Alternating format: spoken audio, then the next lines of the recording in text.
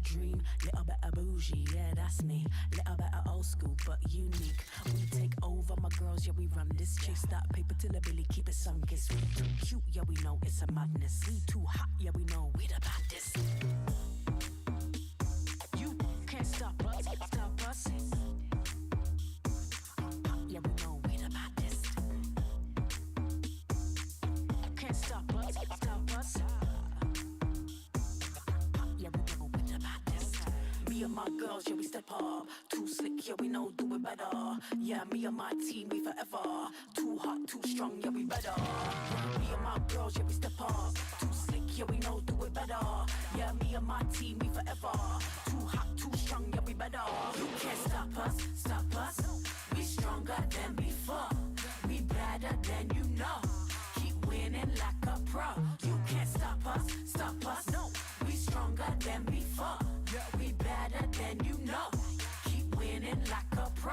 We be new up on the scene. We be young, rich, living that dream. Little bit of bougie, yeah, that's me. Little bit of old school, but unique. We take over, my girls, yeah, we run this. Chase that paper till the Billy, keep it sunk. It's we too cute, yeah, we know it's a madness. We too hot, yeah, we know we the baddest. Me and my girls, yeah, we step up. Too slick, yeah, we know do it better. Yeah, me and my team, we forever. Too hot, too strong, yeah, we better. Me and my girls, yeah, we step up. Too slick, yeah, we know do it better. Yeah, me and my team, we forever. Too hot, too strong, yeah, we better. Me and my girls, yeah, we step up. Too slick, yeah, we know do it better. Yeah, me and my team, we forever. Too hot, too strong, yeah, we better. Me and my girls, yeah, we step up. Too slick, yeah, we know do it better. Yeah, me and my team, we forever. Too hot, too strong, yeah, we better.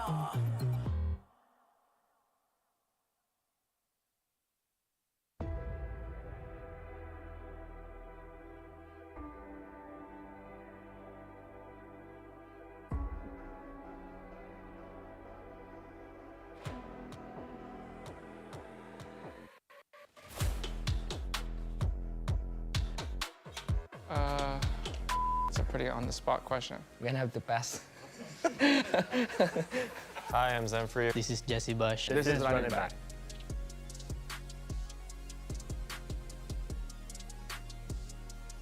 Super important. I can't lose. Our last chance for redemption. 이거 놓치면 이제 죽는다. 작년 LCQ 때 EDG한테 져가지고 이번은 진짜 무조건 가야 된다. The only chance can show to our fans that we can really be the top teams in Pacific. Can actually be with the top dogs, I'd say. ほとんど大事なイベントだし、全力で勝ちに行かなければならないものだと思ってます。Biggest regret was not playing up to my potential. 되게 멘탈적으로 아쉬웠다. I let the pressure get to me and it kind of get into my head and couldn't do my best. I wasn't good enough tracking the team down. I wasn't myself at all. We had problems within the team. Really sad that we couldn't pull through. Changes we've made during the season messed with us mentally and kind of took a toll on us. 特に後悔はないですね、正直。Communication, discipline. We could have been more consistent, implementing like more strats and setups. 전부.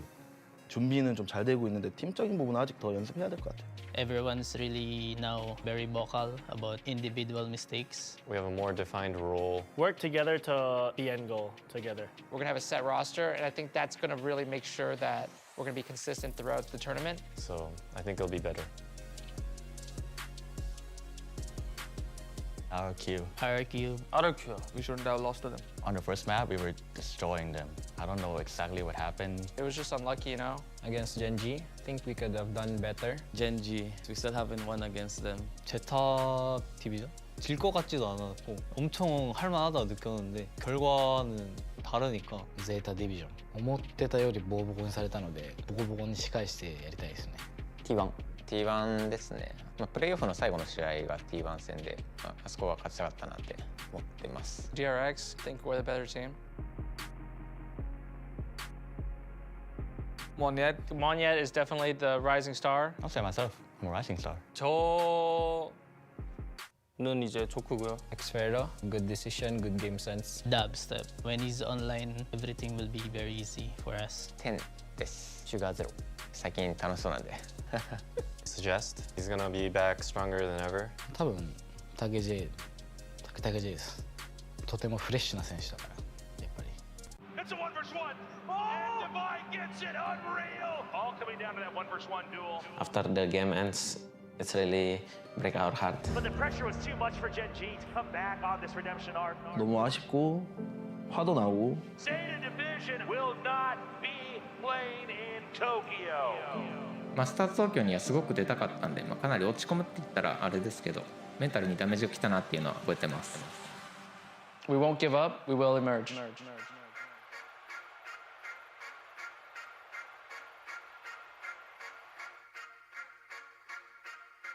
もう一度チャンスがある大会なのかなと思います。 저희 젠지는 다시 일어날 겁니다.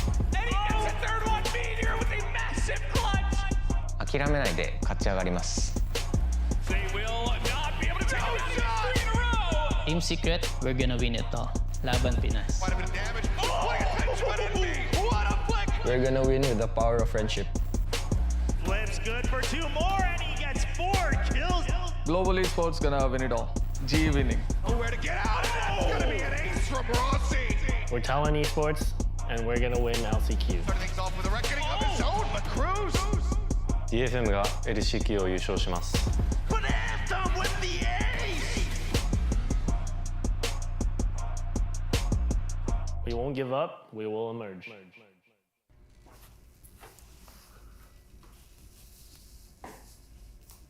Huh. Hope this is the right place. Hey, what's up, man? Oh, how's it going? Good to see you. Do you know how to get in? I think this is right. Hold on. They gave me a password. Oh, okay. Yeah. This is right? Yeah. Tasteless gave it to me. Yeah. Okay, all right. Valorant Champions Tour Last Chance Qualifier Pacific 2023. Are you sure? Hey, sorry, what's up, dude? You guys didn't go in yet? Well, we can't. This password that we got from Tasteless, I think, isn't working out. Oh. No, they update the password every act, so this one's out of... Oh. I heckin' love 10s. Of course. Yeah, of course. All right. Okay. Let's go. All right. Oh. All right. Neat little place. Yeah. Interesting spot. I'm pretty sure this is where CGRS was preparing for Oh, is this Masters. a This is little his jail. dungeon? Yeah, the dungeon where he's preparing. The little time chamber that he escaped from and carried paper X? Yeah, Alex stuck him in here and he couldn't get out. Yeah. I mean, Masters was crazy. But it is time. Obviously, Tokyo just finished, and we gotta wrap things back to Pacific. Obviously, we had a great year, and I mean, Paper X getting third at Tokyo helps, right? Kind of put that little cherry on top. First of all, before we go through all the teams, we have to remember what this is for, right? So this is for the VCT Last Chance Qualifiers Pacific 2023, and we do have a bit of an interesting format because there's only 7 teams. To summarize, basically what's happening is seed 10 through 6, they will have to go through a single elimination gauntlet style in the beginning, but then seeds 4 and 5, thanks to their performance, they will already have a bye into the double elimination section of this tournament at Last Chance Qualifier. But at the end of the day, it's all for that one spot to move on to champions. So if you are one of those teams that had that rough start or, that wasn't able to pick up any wins, this is truly your last chance. Let's talk about that team. What were some of the strengths that we were able to kind of pick out during the regular season? I mean, for DFM, we saw some very big strengths in the likes of Anthem, who came into the squad and came into the season. We're like, okay, how is he going to perform? And I think that he was kind of one of their top performers. One of the big things that I'm curious to see, again, goes back to what does this starting lineup look like? Because this has been a team that has been tooling around with a lot of different things. Initially, we weren't seeing Soldam at all. Suddenly, we're seeing Soldam in. Then it was going to be Suggest out. Then it's Rada out, etc. With the time that they have had, have they settled on a core 5 that will finally be able to get them that win and get them, into that next matchup in the LCQ to have that hope, that dream run to make it over to champions? Because if they could pull that off, then I think it's the storyline of the year. I think that would absolutely supersede CTRS helping to get Paper X into 3rd place at Tokyo. Tokyo, I think that would just take the spotlight globally. And players like TakaJ and others really stepping up as well. We saw glimpses from them of brilliance. You know, TakaJ and that Viper at times looked really, really good, but we need more from DFM. Who do you think is kind of the main foundation for this team? If you had to pick one player that maybe you really should rely on as a core, maybe it's just because of the position they play, maybe it's the style they play. I mean, I guess TakaJ's been kind of a solid controller. I always look to him as like this guy who's a lot of times has been talked about as a cracked aimer. He's the guy that has some of the best mechanics in the region. I'm looking to him to kind of step it up and have good performances on that back line for DFM. I know you had mentioned Anthem obviously on the scoreboard, looks pretty strong. Is that kind of who you would be looking at? I think so, just given that he is the IGL, he is the one who's trying to, make these shot calls. And I think that if he's able to clean up in that regard and be able to really guide the team, we already know that he can just put bullets through people's skulls. We also know that he can have some nice calls, but if he can make that a bit more consistent, then perhaps that's going to be good enough for them to be able to finally get those wins. Let's talk about another team that actually didn't show that much promise in the beginning and really was a late bloomer, so to speak, Talon. Yeah, I mean, Talon was having a tough time in some ways similar to DFM, where they're trying to figure out who's playing what roles, trying to get Pat reintegrated into the roster, trying to situate themselves in terms of who's IGLing, who's doing all the various things for the team that need to be done. And yes, eventually they did find it, but it was kind of too little too late. We saw Pat playing pretty much as many roles as RB has played throughout the season. At the beginning, they were really trying to figure out what do we integrate him on, and then at the end, it just kind of came to the same conclusion that I think all the fans were hoping for, which was Pat playing Duelist. We got to see him playing the Raze a couple rounds on the Jet as well, and it looked excellent. And I can't help but wonder, had they just done that from the start? Maybe he didn't have his confidence back because he recently had his wrist surgery and whatnot, but maybe. Like you guys mentioned, once they started to figure out roles and things like that, we saw that Talon was still a team that understood their own color, right? Their own style of aggression, their own style of set plays, a little different than the DRX or the Paper X's that we already have in Pacific. But they kind of like to take a lot of these high-risk, high-reward kind of all-in style of plays. And, when you have players like Pat or Garnets, it works out. Now, let's talk about specific kind of players that you think really stand out. I mean, I guess we're all talking about Pat. He's always been the superstar. Do you think, though, that is the center of this team? Jit Boys. Ooh, I like that you brought this up. Or if Sushi's back in, I'm also fine with Sushi. One of the boys. Jit Boys. One of the boys. One of the boys. I think that his utility timings are absolutely top-notch, as well as his fragging. And when we are in this very aggressive mid-round pivot-centric meta where you have to be able to react on the fly, having somebody who's got great util lineups that has great timings is absolutely paramount. So I think that Jit Boys is going to be one of the most valuable people on this team. So I'd really like to talk about a team that I think we're all really impressed with, that really just kept getting better and better and better throughout the year, to the point where we thought maybe they'd be one of the teams going to Masters, and that's RRQ. Global Esports. Oh, okay. I was racking my brain too. I was like, what is it? Global Esports, RRQ, Team Secret? But I think RRQ probably one of the best of the bunch in terms of improvements throughout the year, what we saw with them. I was really excited to see them just get so much better towards the end. Going into lock-in, didn't have a strong showing. Evox says, okay, you know what? We didn't play like we normally do when we're scrimming, and everyone goes like, yeah. You always look better in scrims, whatever.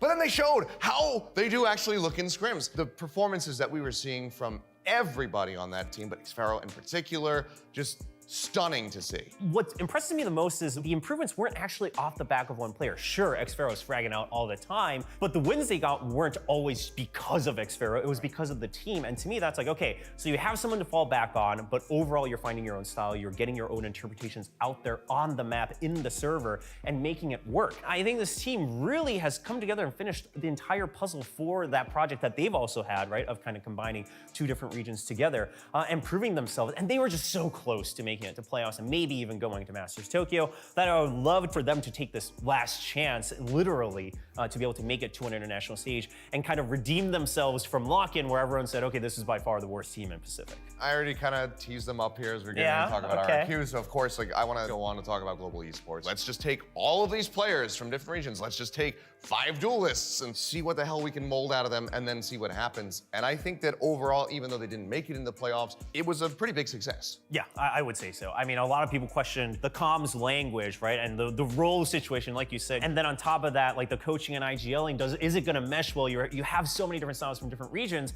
But quite frankly, I mean, the coaching staff and then Aaron as the IGL, they've really figured out a way how to handle this entire squad. The player that I want to discuss for this team, which I think has to be SK Rossi, as much as I would love to say, oh, it's Aaron for his calling because, you know, he's always been good on the defense, but we're seeing him trend up on the attack.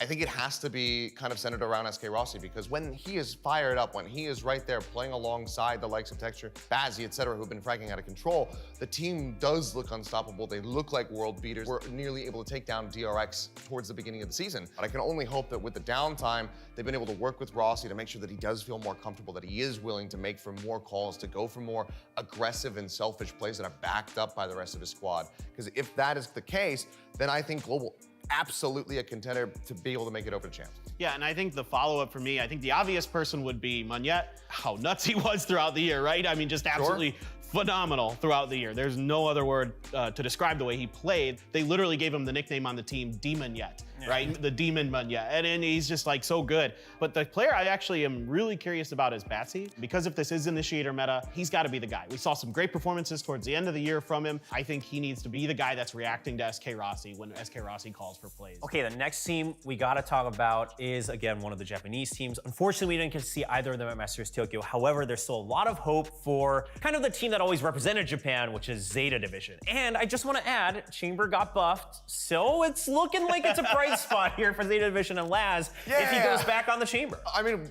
that, and we also did see some moderate success from Chamber at Masters Tokyo, particularly coming down to that final. We saw on Bind, EG coming out with a Reina Chamber composition. Yeah, wonky. A bit bizarre for sure, but we were seeing some decent value found from the Chamber, but we'll have to just wait and see. I think that if he can get back onto a pick like that, that could be a big boon for them. But at the same time, he was also looking a lot better and more comfortable on Initiator by the end of the season. I think it would be a nice little cherry on top of the end of the season if we can get to see them in front of the champs crowd. You got to give Laz the opportunity to do what he does best, and that's frag out. And he is their best player. I mean, when he's on, as good as Depp is on the Jet, you know, on the duelist role, Laz is the superstar. Laz was the guy that was getting them over the line last year at Reykjavik. So you got to put Laz in positions where he can utilize his natural gifts that he has. I actually want to focus on a different player for that exact reason, is Depp, right? When he frags out, I mean, he is at the top of the board. I mean, he was topping a lot of the different stats during Pacific as well. And because of that, a lot of other competitors and coaches I've heard has also kind of picked him as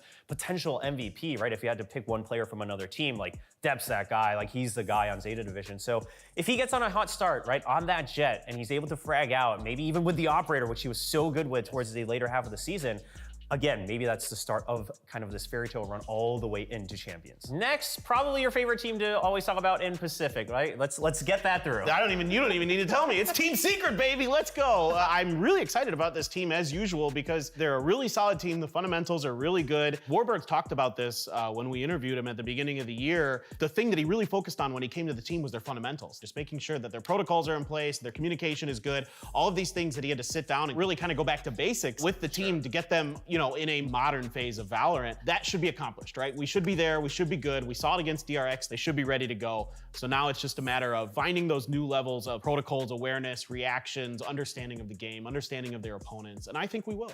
Now, let's talk about the key players here, because Envy's been popping up nonstop. And I think both in terms of the player who has to perform and has continued to perform, we gotta focus on Envy, right? We've been talking about Initiator meta. He's playing that Initiator. He's been one of the hottest fraggers that this team has had, and he's one of the younger talents that is gaining this confidence. If he can continue that streak, start off strong, set up his teammates while fragging out, I mean, that's the entire package that you could hope for.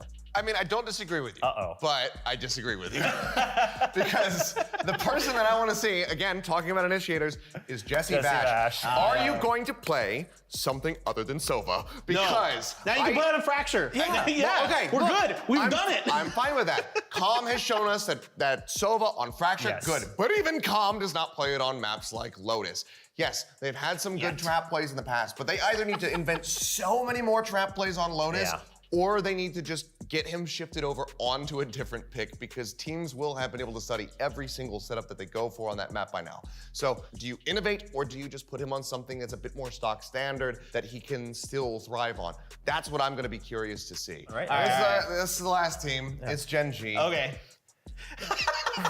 I like Gen.G. I love the players on this team, but they just pull at my heartstrings at every twist and turn throughout this season because it's this hot start. We're like, okay, Gen.G, the performance at Lock-In versus Loud. Gen.G's looking like the #2 team here in the region. And then again, they still just kind of stumbled at the end. So I have a mixed relationship with Gen.G. I am hoping that they show us the team that kicked off this season. So the player that I'm really keen about for them coming into the LCQ is TS. You just can't get away from TS, right? Team Secret. Team TS. Secret, yeah, that's it. Look, I think for TS, like, he had a really good start to the year when the whole team was playing well. It seemed like everything was going great. He was playing great. He was calling great games. The comms were good. And as soon as they lost that one match, just everything fell apart, you know, and that can't happen again. So that has to be on him, not only as the IGL, but as like the leader. He's the oldest player on the team. And also I'd like to see him be back on like the Brimstone, on Fracture and things like that, because his Brimstone is really, really good on that map.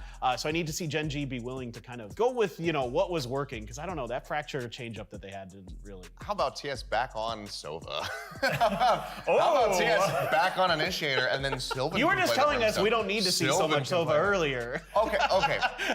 If it's TS on Sova, I'm more than happy. Because we've seen so much Sova from Jesse Bash, and I've seen none of it from TS. I think what we're all agreeing on is clearly a very good team, really good fundamentals, good calling when it's working out, but we need to see changes. Yes. Yeah, we need to see changes to the composition, changes to the ideas of Valorant, basically, here for Gen.G. So we talked about all the teams, and of course, as is tradition here on VCT Pacific, we gotta make our predictions. And here's the thing, we've seen the potential, and we've seen kind of the 2% that they're missing, right? Fine. So which team brushes up? I'm going Zeta. I'm going Zeta Division. I just feel like maybe they'll start playing Chamber, Labs will start fragging out again.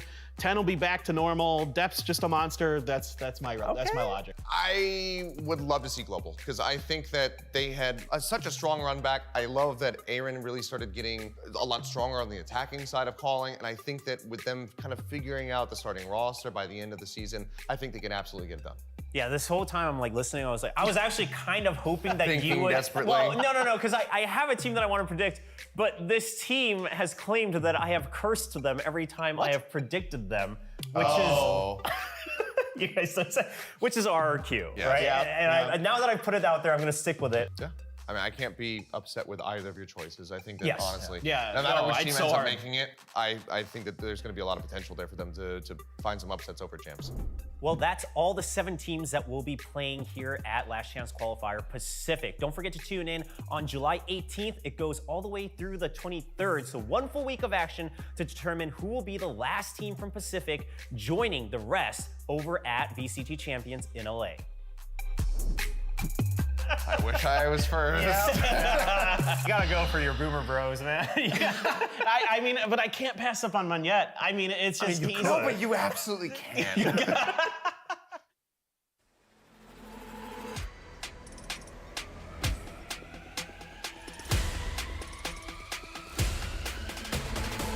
I be running, yeah. Oh, what you think is funny? Fuck funny, yeah. Oh, flash in the candle. I'ma go Rambo. I'ma get lit, no candle. Bedroom looking like a scandal. Drop it low, make that go down to the floor. Let me see you shake some more. Flash in the candle. I'ma go Rambo. I'ma get lit, no candle. Bedroom looking like a scandal. Looking like a scandal.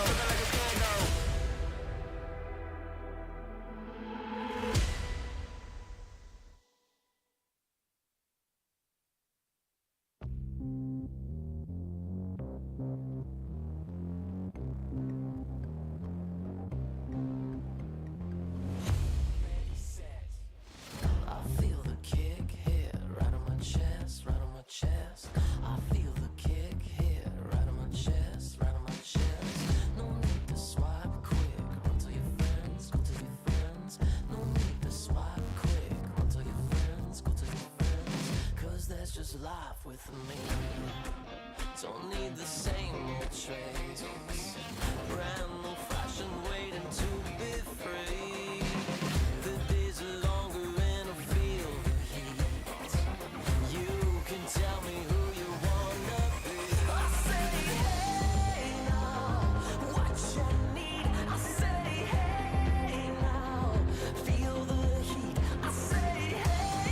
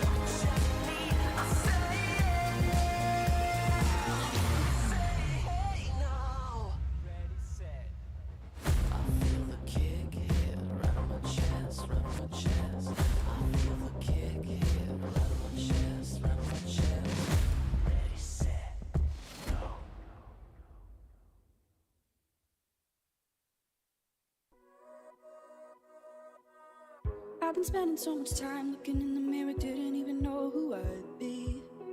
I've been focusing so hard on being this way that there was no one around me. Now I know what it is to be fine. Now I take my time. With every step you take, it's easy to just fall apart. But if you walk away, you'll never heal inside your heart. So take one day at a time, start the climb. Feels good because you know now it's a start. Feeling open and renewed because you know what you knew wasn't always the truth. Feeling ready for a change, if a change comes, you will still be you. Now you know what it is to take your time. Now you know you'll be fine. With every step you take, it's easy to just fall apart. But if you walk away, you'll never heal inside your heart. So take one day at a time, start the climb. After the game ends, it's really break our heart. Zeta Division will not be played in Tokyo. We won't give up, we will emerge. Team Secret, Global Esports, TLN Esports, DFM가 저희 젠지는 For the power of friendship. 諦めないで勝ち上がります。もう一度チャンスがある大会なのかなと思います。 Welcome back. It is Valorant Champions Tour Last Chance Qualifier Pacific. It is day one, and Last Chance Qualifier LCQ is kind of a big deal. Only one team gets to join the rest of the Pacific finalists over in Champions LA. So I don't know who's gonna make it, and today is gonna be kind of a brutal day. Now at the desk with me, I'm back with the Pacific boys. We got Achilleos and Quack.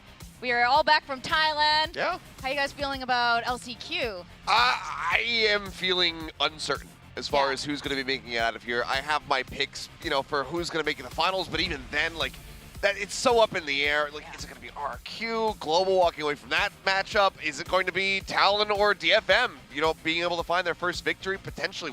We're seeing Crew right now over in Americas be able to get match after match. Can DFM do a similar feat after having a season of no wins? Totally agree, because that's the main thing. It's been, a couple of weeks, it's several months now since the last match of Pacific, and these teams could have improved so much since then. I mean, we have some changes in the patch as well, so they might shift things around, and this could be where things start to turn around, like what we're seeing with Crew in America. Yeah, I'm sure these teams have been cooking. With that, though, let's watch a video on exactly how the format will be working for LCQ.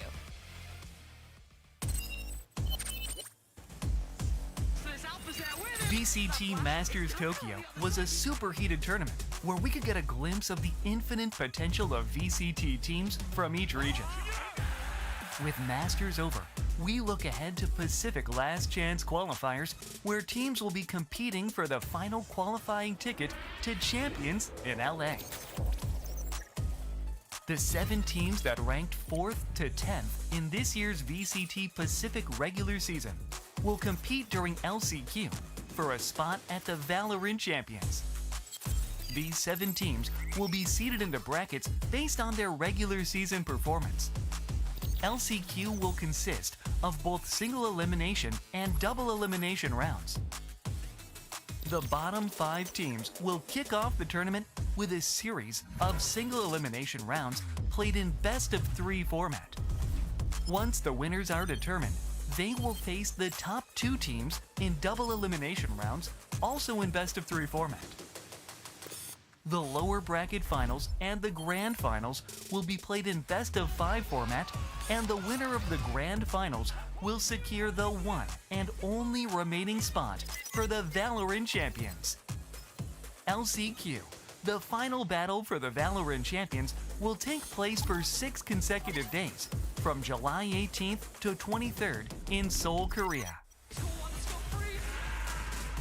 Which team will board the final flight to the Valorant Champions from the Pacific region? Stay tuned to see which team will snatch the last ticket to Valorant Champions 2023.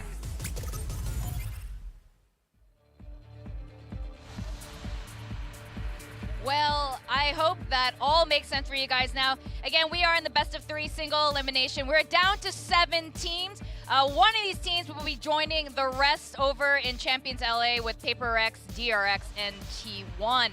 Now, you guys mentioned a bit about these teams. DFM hasn't won anything. Talon has also had a weak showing, but we're expecting teams to be cooking today. Zeta, are they going to make that comeback? You know, they were so close to Masters.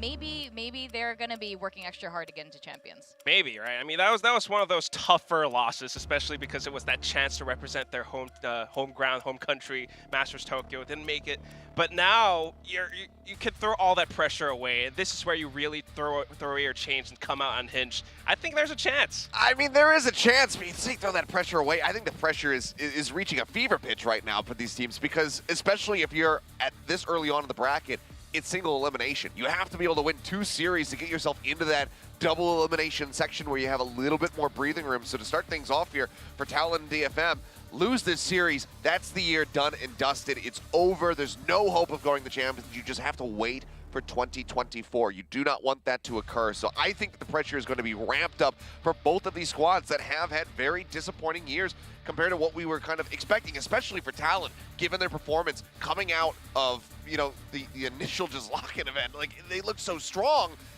and then they found themselves now in that 9th place position, so they once again have to face DFM, where this was, you know, the last opponent that they had in the regular season. They took them down. It was a match that didn't really mean anything because both were already eliminated, but now it means everything. It's so much. I mean, that's the thing about this mixed elimination. The first few bits are single elimination, and that's where it's the most brutal, and that's what Achilles is talking about. Yeah, one of them could be sent home today, and then you got to wait a full year before the next thing. So I don't know. I mean, Talon did look a little bit better when they played against DFM, but that's the thing. We've been hearing a lot of things now. A lot of the teams are changing things up. There have been improvements made. With the patch notes coming in as well, maybe we're going to see Chamber more. I don't know. And this could be where maybe DFM actually proves us wrong. Yeah, absolutely. You know, each of these teams at some point has showed massive potential, okay? So none of them, I think Pacific is one of those really special regions where you really can't predict who's going to make it to the end. Now, here are the key players from earlier this year at the beginning of the league when it first started. You know, Highs, ECS, and KD. And, I mean, with Zeta looking...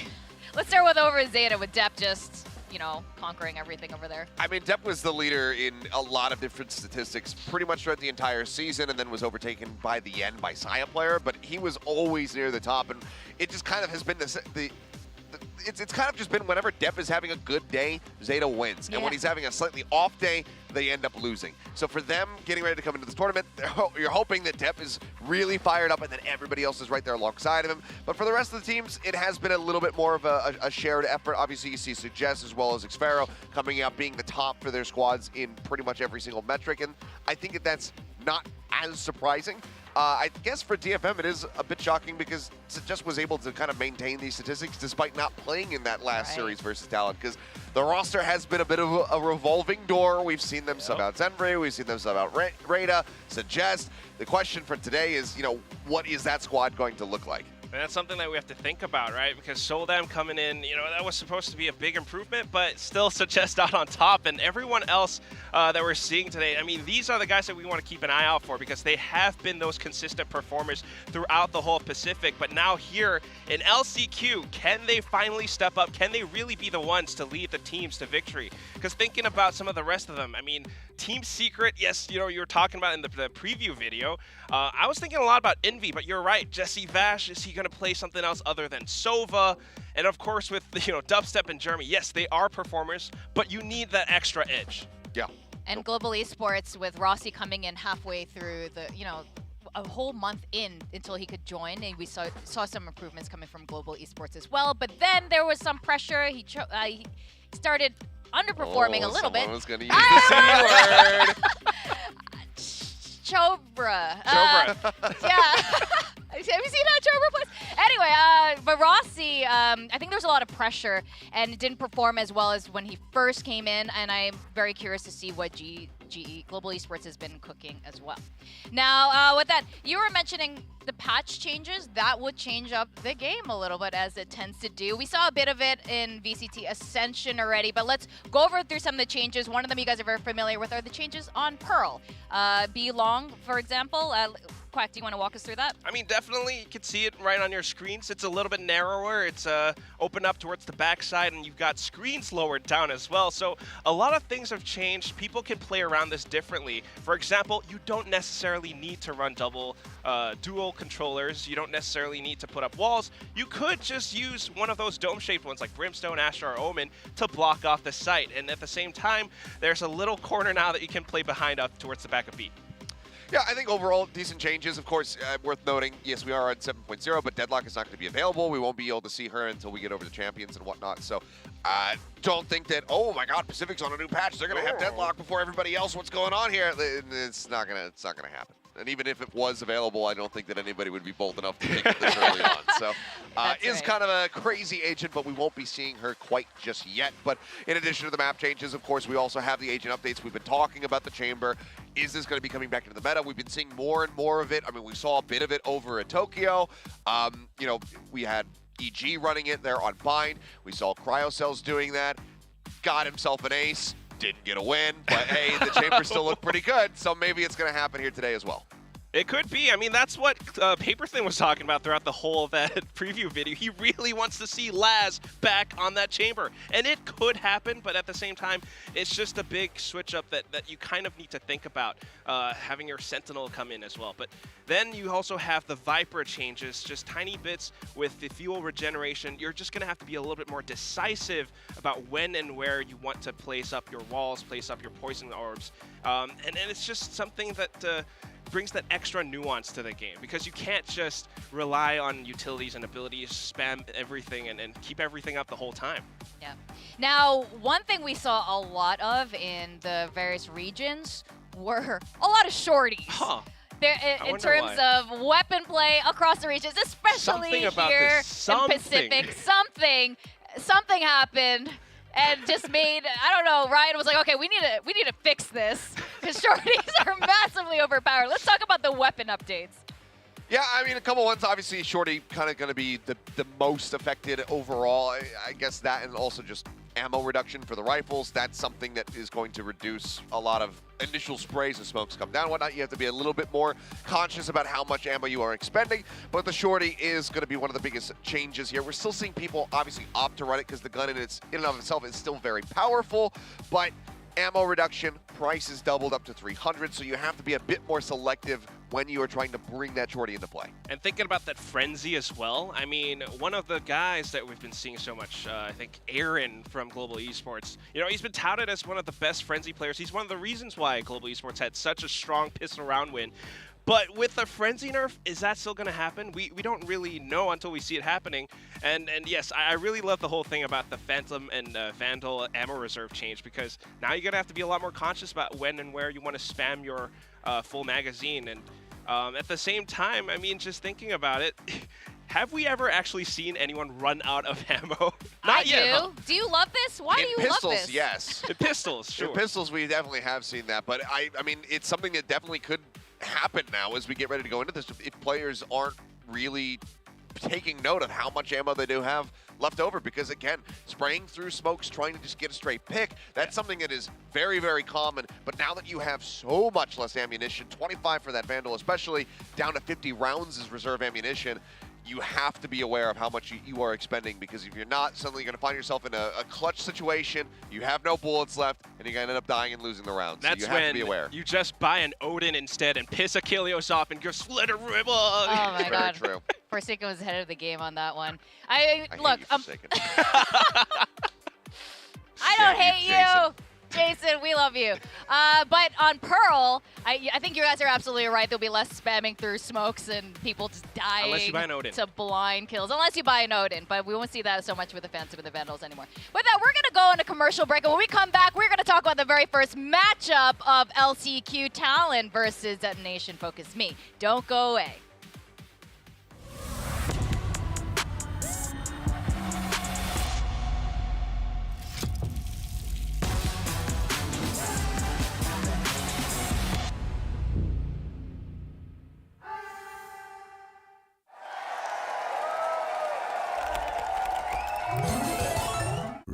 gives you wings.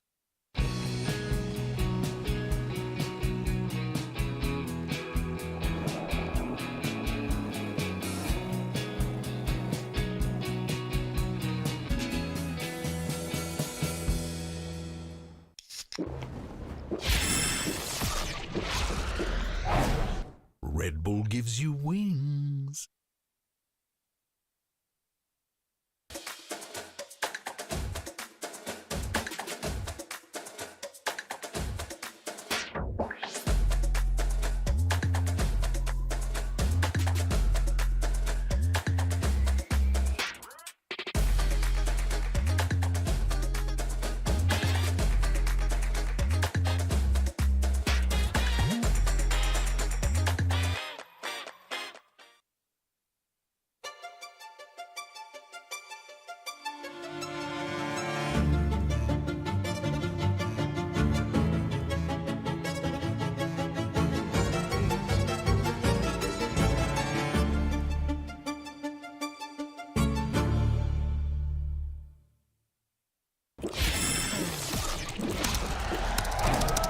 Red Bull gives you wings.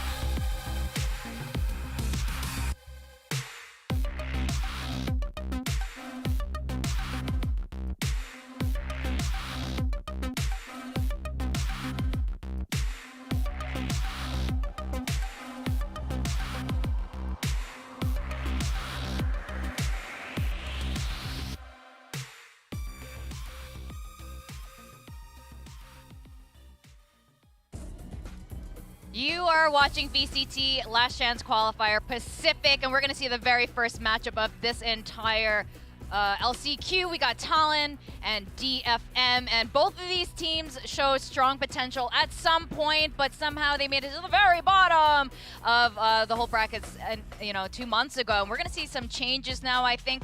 TLN right now, we saw Sushi Boy sitting in the audience last time we saw them, but Patty fan, I'm kind of curious which agent he's actually going to play this time. Yeah, I mean, that's always going to be curious. We'll have to see what the map draft is going to be looking like to really get a read on what he's going to be playing, because obviously he has played so many different agents. He has just been going around, just constantly rotating to different things. That was when Talon was really trying to find their footing, but even by the end, we saw him starting to pick up the duelist once more. So it is puzzling to kind of wonder what Patty Pan is going to be running. Worth noting, he also has changed his name back to Patty Pan. So yes, he is back to having the original name that he had when he started his career in Overwatch, and then moving forward into his international debuts and whatnot over at Masters events. He decided, you know what? It was stupid that I changed my name. He didn't want to come into the season after being away for so long, after having a wrist surgery, and have the name that carried expectations and carried weight. So he decided to just go by Pat, and then he admitted, yeah, that was dumb. I'm back to Patty Pat. I like that. I like that. You just come back to it, because that's where you really made your name. And if you can bring that potential back, if you can bring that feeling back, you might just be able to perform better. You're not going to be scared by a guy named Pat. You can get scared by a guy named Patty He's Pat, a though. That's postman. for damn certain. But So many syllables. Here's the biggest question was, what in the hell is Detonation's roster going to look like? And as we see, Suggest is back in. Judging by the stats we just saw, this might be the correct move for DFM. I don't know if we're still going to see Soldam or not, but you know, with Suggest back on the, you know, DFM train, what are we expecting here, Quack? I mean, there's so much that you can think about because he was one of those guys who played on that duelist role. He had impactful moments, crazy aces, sometimes with just a Jet and a Sheriff. But thinking about it now, I mean, word out on the street is that they're changing things up, and you guys kind of know about this. What's the Scrimbucks? Because I don't really know. I feel like maybe Suggest is going to switch things up and play something different. You guys have connections. What? We know people. We know people in the Valorant scene. Yeah, I'm pretty sure these teams are cooking. Both of these teams, by the way, not just DFM. We know we heard the same thing, that DFM's been trying to change things up, and they absolutely have to. They've won 0 games. 0 games, only a handful of maps that they had throughout the entire season run. The pressure is on for these guys because, yes, they have had some wins. Sometimes it has been looking close, and it's like, oh, is this actually going to be the moment? But widely, it has just been, you know, it was a relatively hopeless series, as we can see. You know, some footage of the guys getting, you know, going through their map draft and everything. This is some head-to-head statistics when they did play against each other. It was the last matchup, as stated, that they played. Both teams had already been eliminated from playoffs, so there wasn't much to play for aside from pride, aside from, you know, for Talon, it was not giving DFM their first win, not being the team to be the, you know, the only one to finally lose to DFM. For DFM, it was trying to get that victory. They weren't able to do it. It was a 2-0 in Talon's favor, which is why the statistics are pretty skewed to one side. I mean, very much so. Talon is just out on top. If you didn't say that this was head-to-head, I might have thought that this was their overall run, too, because Talon did perform all that much better. They actually won, you know, a couple of series, whereas DFM had those 9 huge losses. It's tough, but now that they've switched things around, first of all, they also kind of brought on a new tactical coach by the name of X-Rain, but coming from different experiences, I don't know how much that's going to provide to the team, actually. Are they just going to come up with new fundamentals, new protocols, and how they actually traverse across the map, or what does that mean? I mean, but even aside from that is how much time has he had to work with the squad? Because this was a fairly late addition. You're coming into the LCQ. If this is something that gets announced, you know, has he been working with the team since the end of the regular season and then they just formally announced it? Or is this something that has happened within the last few weeks? Because if that's the case, how much impact can you have coming into this roster to try to you know, drill these guys, to get them up to snuff, to get them into a position where they can win, where they can make a run to try to make it over to champions? That we'll have to wait and see how they look going into the game. But there have been those whispers on the wind saying that DFM are looking well improved, that they are looking like a contentious team that could make that run happen. We'll have to just wait and see if the rumor mill is going to be correct, if the Scrimbucks actually hold any value, or if it's going to be like Ethereum and it's worthless. Just paper. Yeah, who it could knows? be. Yeah, it could be. Now, let's look at their win rate here for both teams. And as we mentioned, DFM has not been on a, you know, they have a near perfect not win streak here. But they did win 2 maps, Fracture and Split, both from Korean teams, actually, Gen.G and T1. I mean, I hope this changes. Yeah, you hope it needs to. Yeah. I mean, Keelo's mentioned some wins. It's only 2 map wins, and that's what we're seeing on our screens. The one on Fracture, which was against Gen.G, and then the one on Split against T1. That's all we got. I don't know. Yeah. Well, let's talk about Talon. Now, Talon, they have been inconsistent in their performance. I mean, what maps are we hoping to see from them? I'm sure they've been cooking up something different. I mean, for Talon, I mean, obviously, Lotus looks like a decent one for them, but DFM also were able to have some strong performances there, nearly besting Paper X on Lotus. That was like a 13-11 matchup. Granted, it was before something had joined the roster, so it was fairly early on. But we have seen very limited bind from Talon. They've only played that one once. Fracture is a map that overall they've kind of looked strong on, but haven't been able to net wins with. So it's difficult when you're in this position, when you are the 9th and 10th place teams, because it's really hard to say what are we good at, because you haven't really been able to put up solid performances. I would say that legacy-wise, Fracture would be a decent one for them, given that they were able to take down DRX back and lock in on that map. That was also when DRX opted to not go for the neon composition that they are so famous for on that map, but they still looked very strong on Fracture. But at the same time, you see DFM. The one win that they have on Fracture was when they took down a then strong Gen.G in 13-4 fashion. So they themselves are not, you know, a weak squad when it comes down to that map. So I think you have a really tough selection here for either side when it comes down to, figuring out where you are the strongest. We see Talon's player room right now, the practice room. We have spy cams? We do. Cypher came and visited our studio? I like that we actually have like the little cam statistics in Yeah. the bottom right of the screen as well, showing the Wi-Fi, like the signal strength and everything. Damn. What if the teacher shoot it down next time? Yeah, so we're going to have Cypher Spray cams. paint out and cover it up. Hold weird size. I don't know. The players can have some fun with that. Yeah, or remove the tracker. Hold down F. Give the cam a shorty. Remember that bug? Not gonna.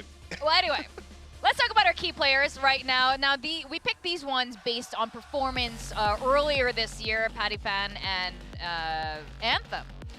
So why did we pick these two?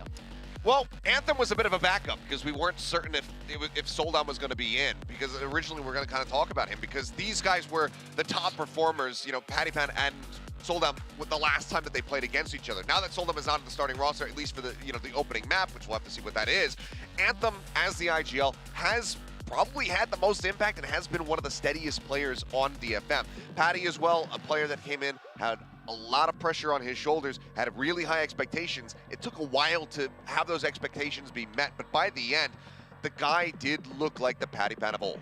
Definitely. I mean, he's one of those guys. We were talking about all the ages that he played. I took some of the numbers, took a look at some of the numbers. He played 16 overall throughout his entire career.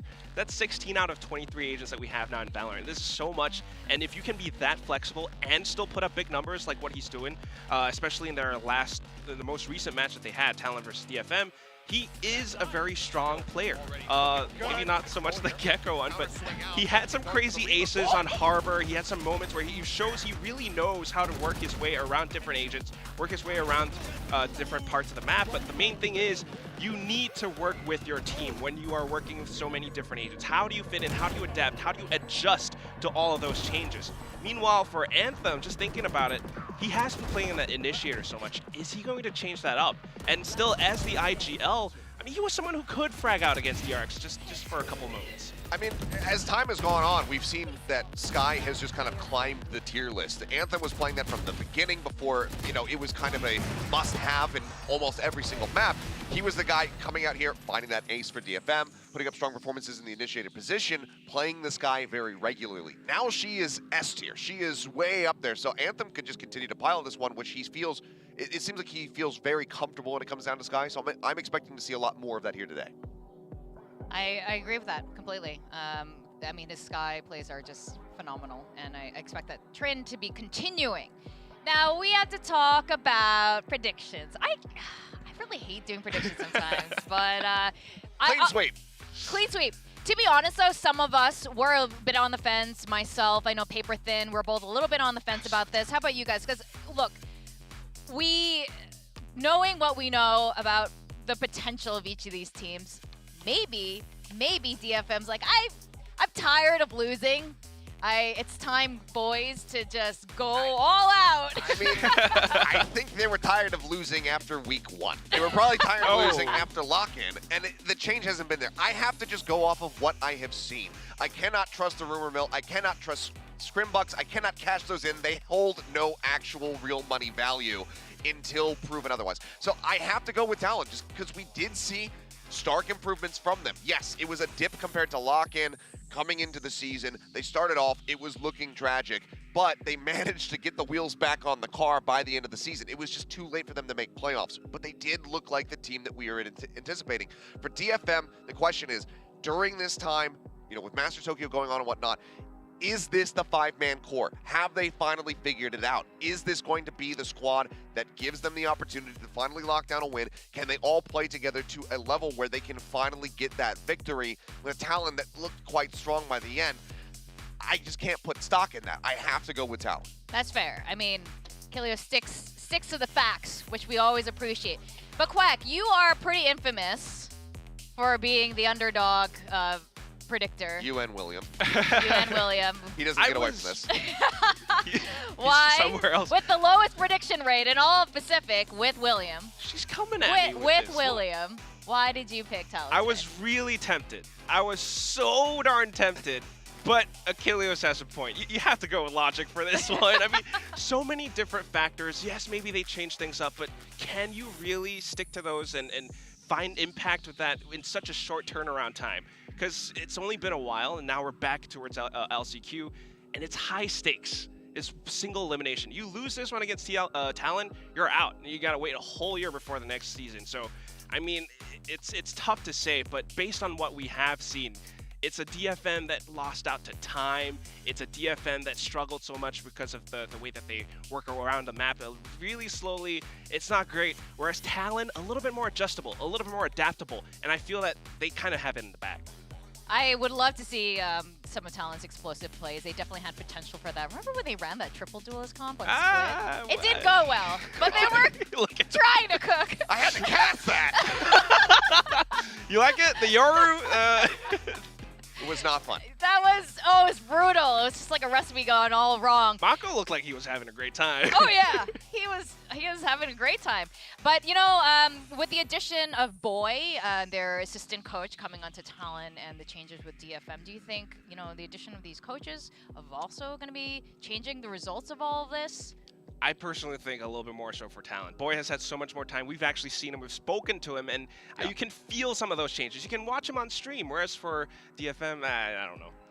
Well, we are going to go to the stage and welcome back these players. It's been a while. Can't wait to see them. Talon and DFM.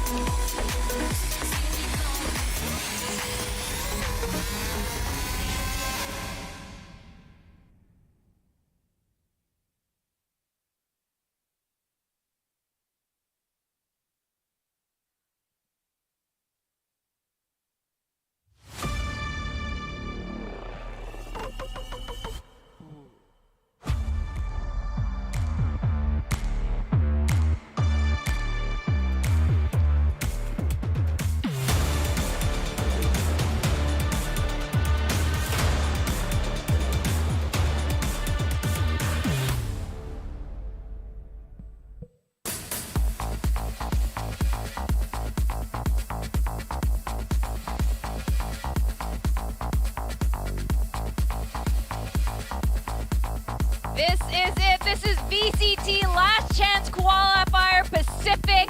Here we are with the Talon boys coming out. Garnet with his new haircut. And man, I heckin' love VCT Pacific stages and the music. Always so cool.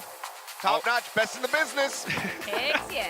Eat your hearts out, EMEA and Americans. Ooh. But right off the bat. yeah, it's time to get funky. It's time to get in the game. Talon looking like they're fairly ready to go here. Now they were fresh out of the gym with this one. I mean, with their little video for LCQ, you can see that they're definitely prepped up. DFM though, this is the biggest question. What form can they show us here today?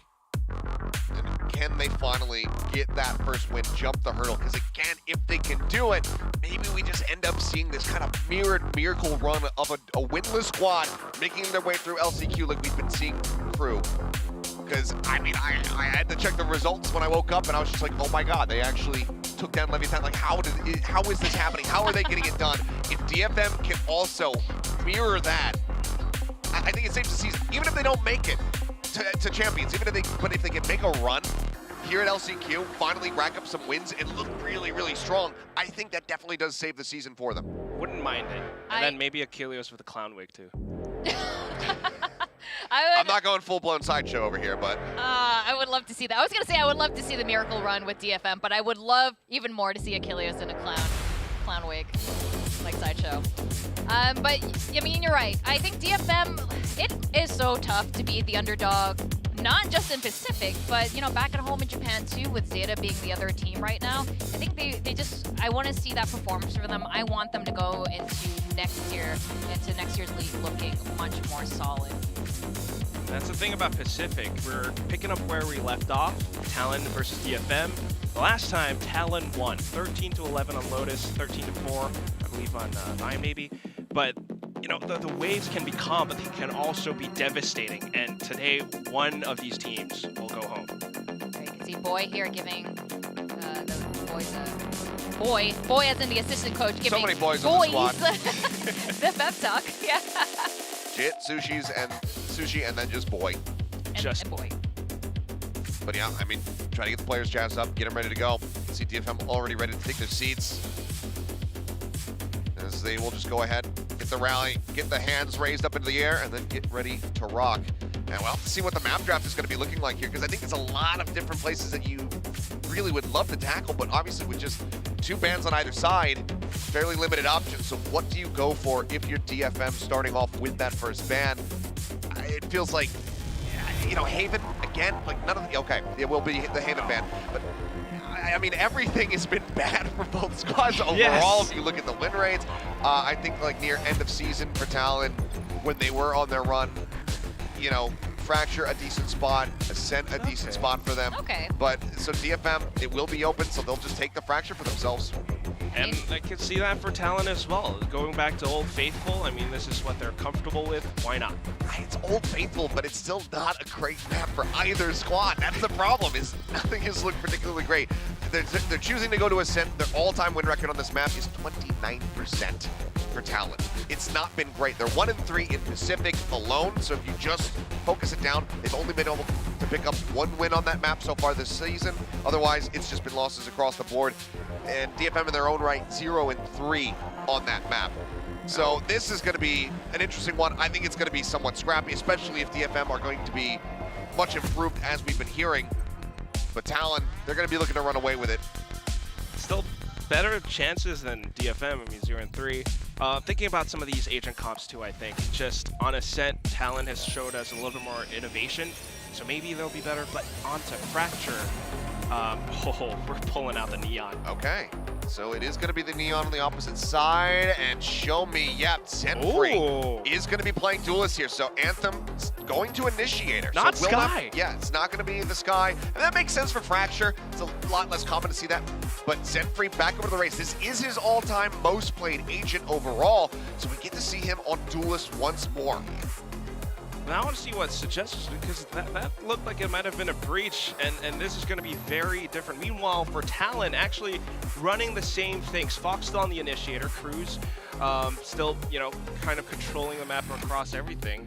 And I don't know, it's just going to change things up so much. But wait, Patty Fan is on the controller. Yeah, it's Pat coming out here with the Brimstone. I was going to say I need to take a second look at this one. I mean, curious. Obviously, neither team playing these comps in the past, so we're in uncharted territory, but I'm very curious to see how this is going to go. I love that it's uncharted territory. I mean, look, we want to see some fun here over in LCQ, and this is a good sign already. Based on the track record of both these teams, we needed change, and they bring it on map 1. Excited, I'm ready. I mean, time to throw all the old notes out the window, because it's time to take some new ones. All right, we are gonna go into map 1. We are ready for LCQ. We got our casters, Paper Thin and William. Welcome back to Korea. Let's kick off this game. All right, thank you very much, Desk. And already with the map draft and the agent space, we're seeing these differences that the Desk just talked about. I just want to mention, I do believe Talon actually played this composition, but not with this roster in the very first week of Pacific. So that's like ages before. Yeah, I mean, still, you got to imagine that both these teams have been working really hard during this break in between the regular season and the LCQ, cooking up new things, changing some positions around, especially DFM here, seeing Zenfree go back onto that raise, bringing Suggest back into the roster. Now Talon initiators, kind of trying to find the right role for him in the squad. We know that Suggest can pop off. Can he be as effective here on that breach this time around? It's kind of a big question for me. Yeah, I mean, that's all eyes, I think, on DFM, quite frankly, right? Because while Talon showed a lot of promise in the beginning of the year, then they faltered, and then they started to show a little bit of that hope again. So I feel like Talon's maybe a bit more of a known value, although I would say both teams quite unknown at the time, especially with the month break in between the regular VCT Pacific season and now here for the LCQ. We take a look at Fracture for map 1 between DFM and Talon. Yeah, a lot of ghosts as per usual. TLN is going to go for a little bit of extra armor here on the defender side, going to be posting up at that B entrance, but this looks like a B split here for the side of Talon, and maybe some flashes to get this neon going, some smokes to cut off the site. You got to have Zenfree on the other side trying to hold that B main push, potentially by himself, but the turret there kind of leads me to believe that this might just be sort of fake aggression here from Talon, where they might not full commit to this right off the rip. They might kind of try to pull some attention over towards that B side of the map and then try and potentially go in a different direction.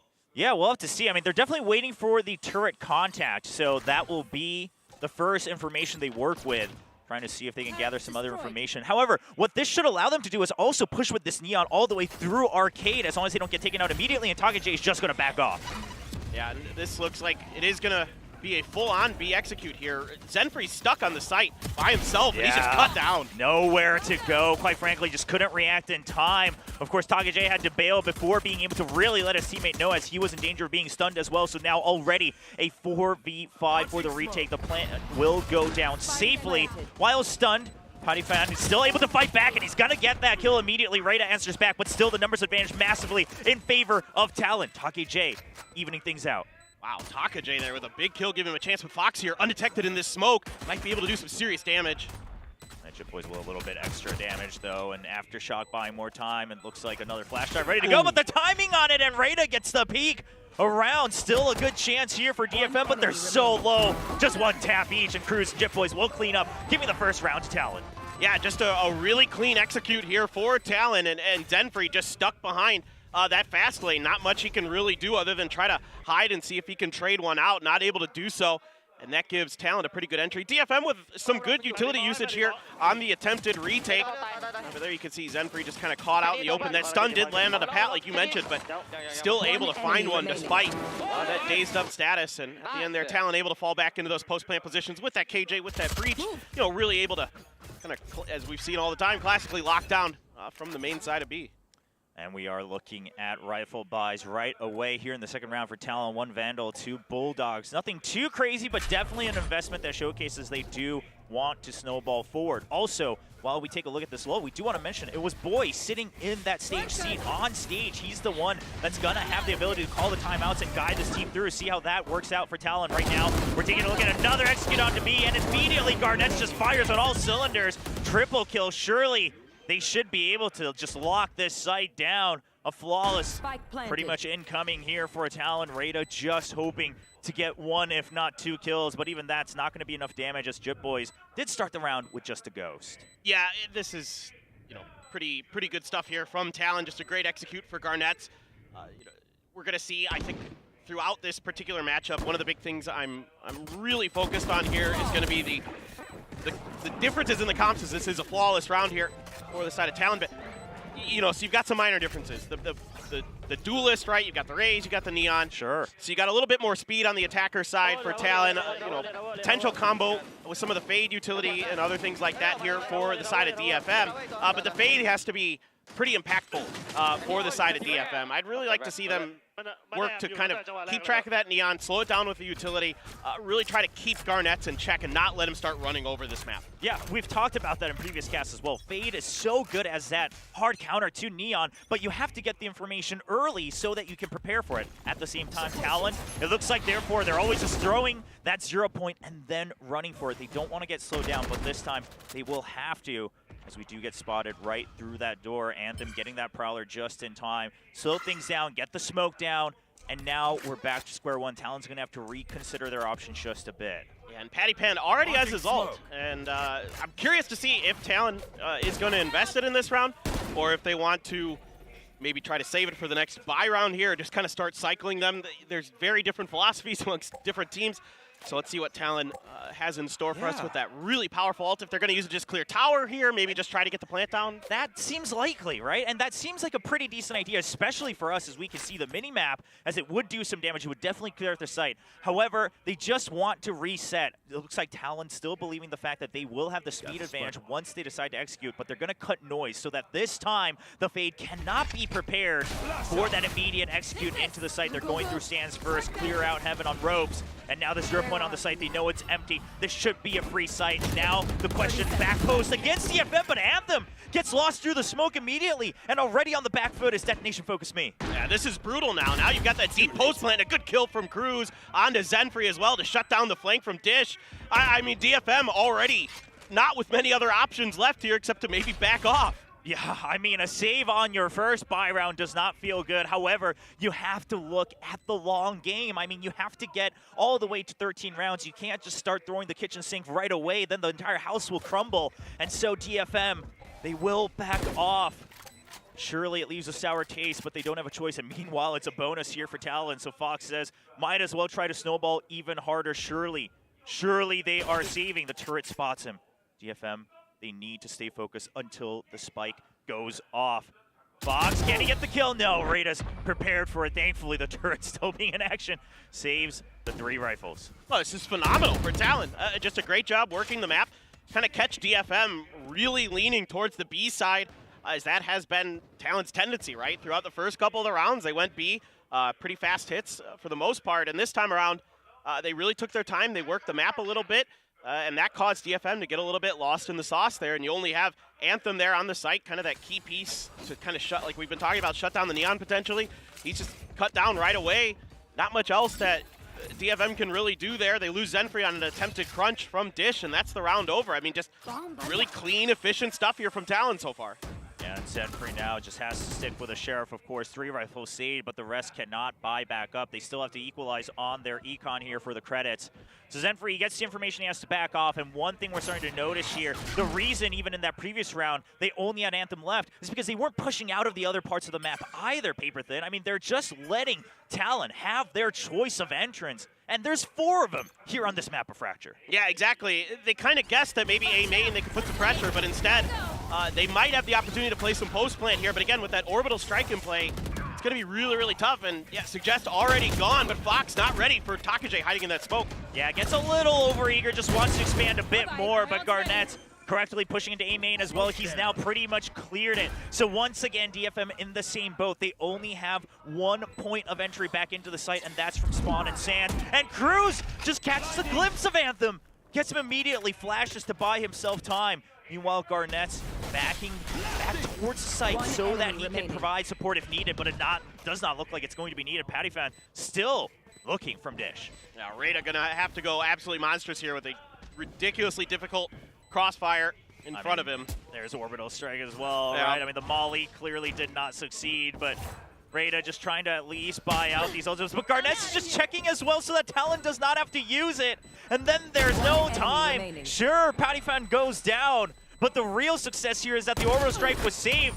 Rada just getting a consolation, not even that though, as he loses his own rifle as well. So just a couple extra kills to his name, and already a 4-0 lead for Talon. Yeah, this is starting to quickly slide very much against DFM, as they are going to take a much-needed timeout here. And they didn't even pick the Neon. No, they did not. And it's sliding away from them. Yeah, I like what you did there. Yeah, I mean, it's not looking great. Let's go back, as it looks like we might have a bit more time here, Paper Thin. Sure. It did look like in the pistol, okay, DFM, they were starting to work a little bit more as a team. They had some setups going, and suddenly in the second round afterwards, they start to lose all control.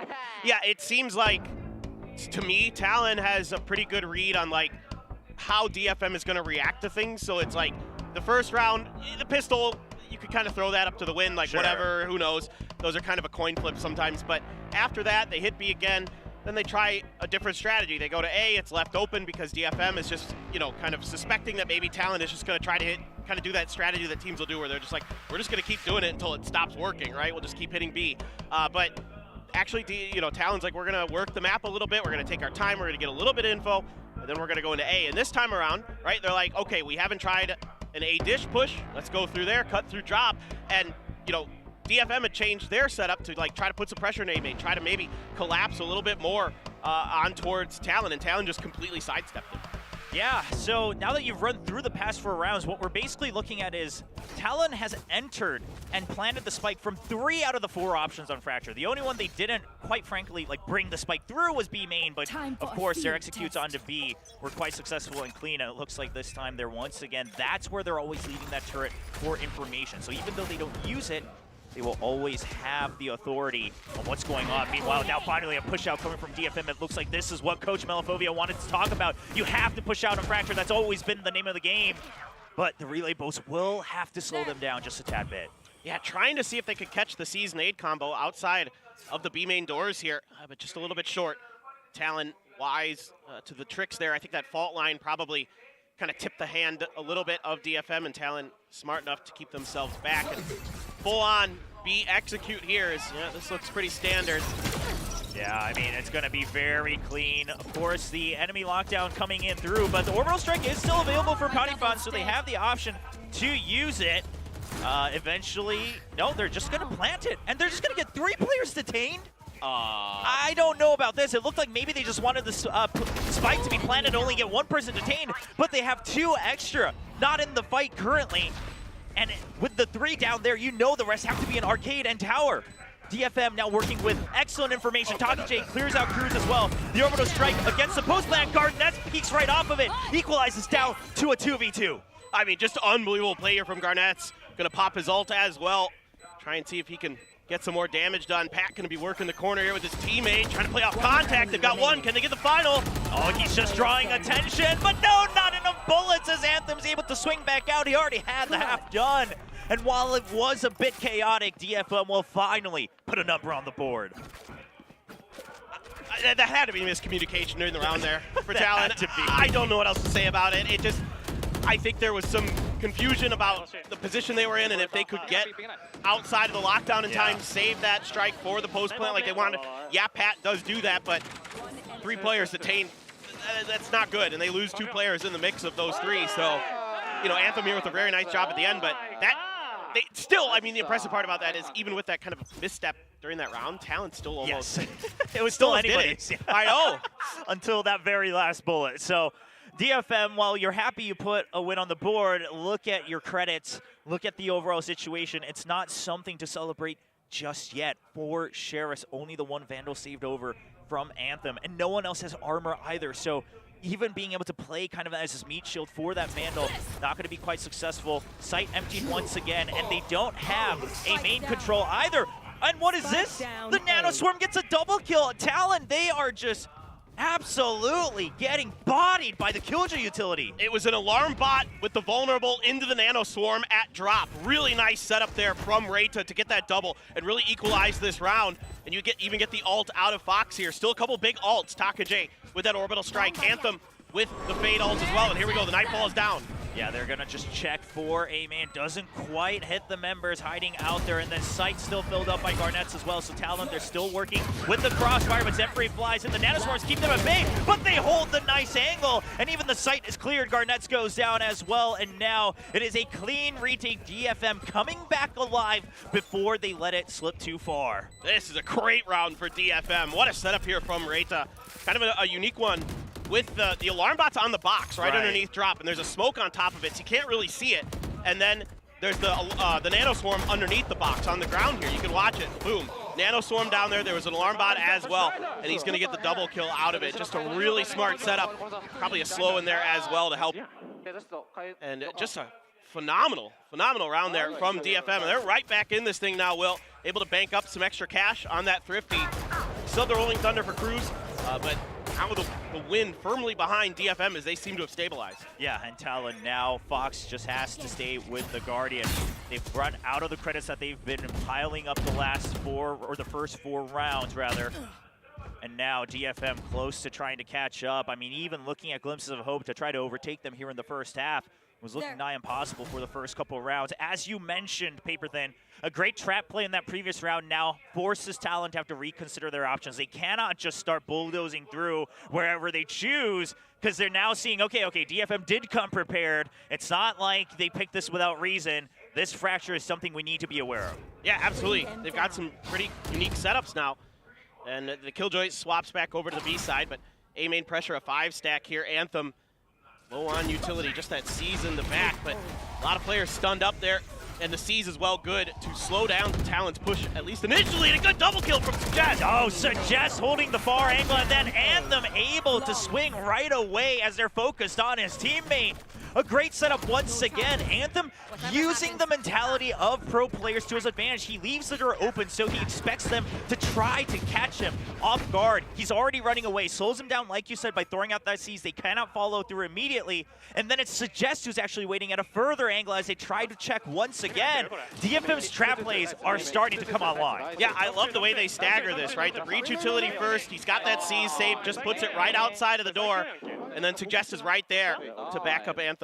Really, really smart stuff here from DFM after that timeout, and this is going to force the counter timeout from Boy for Talon as they try to figure out how can they avoid these traps. They're doing such a good job of it early. And now it's like DFM has got the read on them. Well, especially after that previous round, right? I mean, it was 4 Sheriffs. You lost to that just because you lost 2 members to the Nanoswarm. And then it forced Talon to take things slow in this previous round. And that also goes against their entire MO. They want to go fast, they want to hit hard. You might not have to plant the spike right away, but you do want to clear out one area immediately off the bat. Yeah, exactly. I mean, that's really the value that you're getting out of this Neon, especially on the attacker side, right? Like, that's really where you want to get a lot of value out of this Neon. Get those fast hits, use those relay bolts to clear some space, and then, you know, even if, like you said, you don't get to plant down, sure, whatever, you still have that ability to get the map, maybe fan out a little bit, get some information potentially, and rotate off the back of that information, off those Neon pushes as well. So let's see here how they're going to adjust, but DFM doing a really nice job finding a couple unique setups as the B stack is pretty thick here. 3-2 for the side of DFM. Yeah, and the Prowler does get spotted by Fox, so it's going to keep Anthem at bay as well. But here's the idea from DFM, right? You know that the enemy has to be on an eco. You're just checking. You want to keep these fights at long range, and Suggest already clears out Patty Fan. That's no smokes now on the attack here. Sure, you still got the Neon who can put up her walls, but that's a one-time chance. And Talon not looking like they have too many options, and they're not exactly spread out to overtake all the orbs either. Already Dish pushed out by Zenfree. He's got control of that. Anthem still watching A main as well. Yeah, I like the call for the rotate. You know that Suggest is over here. You know that the KJ is there with that utility. A little bit more difficult with just those Sheriffs to kind of handle some of what KJ throws at you. So time to go to the other side, see if you can get it done against Anthem. Not able to find that opening shot. He does have the C's ready. He throws it right away just to try to buy some time. It is enough for Zenfree to come through. They hear the slide. Zenfree knows the Neon is in. He immediately gets the kill, and the counter smokes and the molly comes out from Take. There is no entrance into this site, and Zenfree just trying a couple extra shots for good measure. Finds a kill. Looks like Take, no, he's not going to get the first shot. Chip Boys doing what he can, but the spike is already grounded, and they do not have a way into this A site. Not enough time to rotate to B either. Yeah, exactly. There's not a lot Talon can do here except try to find a couple more picks maybe with these Sheriffs, see if they can get something done. Just get out of this with a few extra credits potentially. Zenfree there, gonna pop off the crossfire. There you go. Anthem finds the last 2, and it's all evened up, Chobra. Wow. I mean, compared to how things started, you know, pissed around, sure, we saw a little bit of a fight back from DFM, but then it was a flawless in the second round, and then the bonus going to Talon. We thought, uh-oh, here we go again.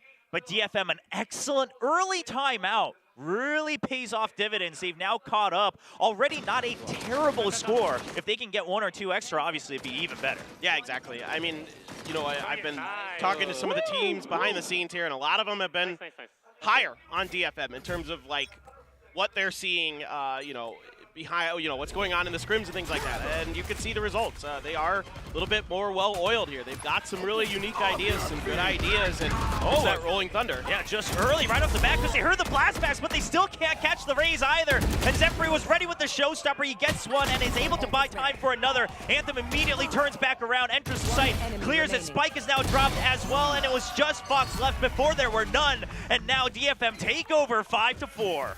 huge round for DFM. Really able to turn the tide here on their defender side. Good little counterplay attempted by Talon, but Zenfree able to get that rocket off in time, get some much needed backup from Anthem, picks up a huge double. Just a really good job there working that tree, coming in and out, and you can see even though it catches him, he just pops it, gets the kill. Anthem doing a great job. Suggest finds a very clean double there. Ready for the plays. And man, this Talon team looks like they're playing off each other now. Looks like they've kind of regrouped and figured things out, and now a fault line off the rip here. Uh-oh, but the gun wasn't quite out. They can't take advantage of the day status as Zenfree recovers with only 13 HP. Able to help clear out that kill. The Orbital Strike now having to be used just to find that kill on the 13 remaining health points. Sure, you get the kill, but it can't quite feel good.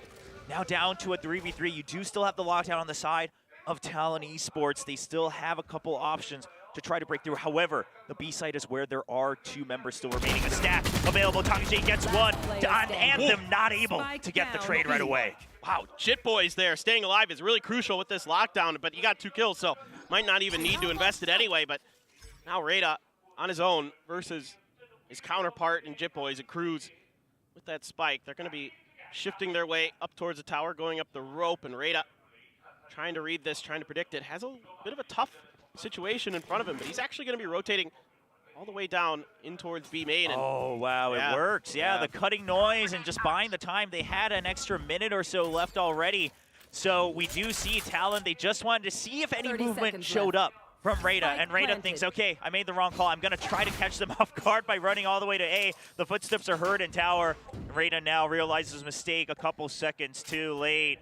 Talon with the 2v1 advantage. They are just holding tower, ready to swing out. The turret there for information as well. Catch first sight, the spike planted right outside the door. Rada should have a decent idea of how this one's going to work out. However, the question is, you have the reaction speed. They're even prepared for the flank right now. They know that he's coming up, but they don't catch him right away. Cruz still able to swing around, get the headshot onto Rada. Whoa, one of those bullets went right over Cruz's head. But yeah, I mean, just a really good recovery here by Talon, and Jit Boys with a big double. Cruz still had all of his utility if things went real sideways, but good post-plant setup, the turret to check from the spawn. At that point, you know, just kind of second-guessing himself was Rada, but again, a nice attempt from DFM. It looked like for a moment they might have had Talon on the ropes, but Jit Boy is able to just step up there out of arcade and really open up a lot of space. Yeah, and a lot of the maps during the regular season earlier in VCT Pacific, when Talon was in trouble, it was Jit Boys putting up the kills, you know, able to just keep the team alive for just a bit longer. Looking to do the same again, now this tempo brought back right up as Talon has found that confidence. They have the full buys, but the door is wide open. Patty Fan able to find the headshot onto Zenfree, now leading 5-4, but Anthem, Sands is absolutely his home as he locks it down once again. The spike stranded in the middle of A main, and even the daze status not doing as much as Fox would have wanted, as Fox wasn't able to get the kill right away. Now down to a 1v2. He has recovered the spike, but he does not know where the remaining one member is. Oh, what? What?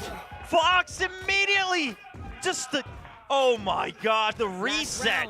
Just 2 taps onto each, and he's able to clutch it 1v2. I am right there. That round was wild.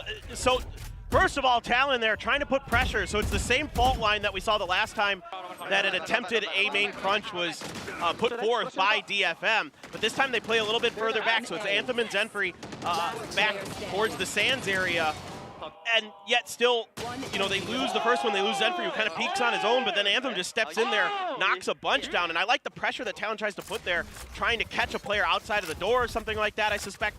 But instead, it was DFM playing back, and it looked like the round was theirs. It looked like they had done a pretty good job of kind of anticipating Talon's pressure, that fast hit.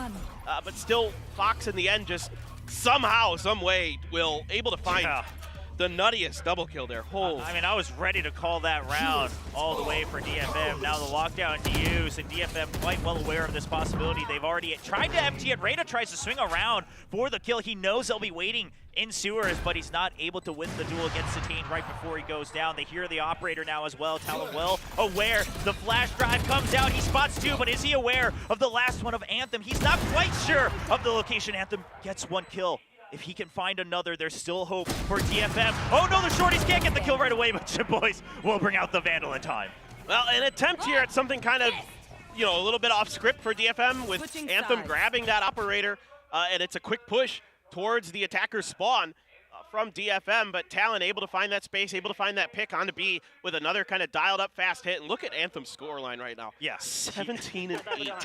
He's not only keeping the team in the game, he is absolutely trying to lead them to a victory, a comeback win, so to speak. Sure, they had the lead for just one round, but immediately this first half is equalized at 7-5. Talon right back where they started by keeping the lead on the attacking half.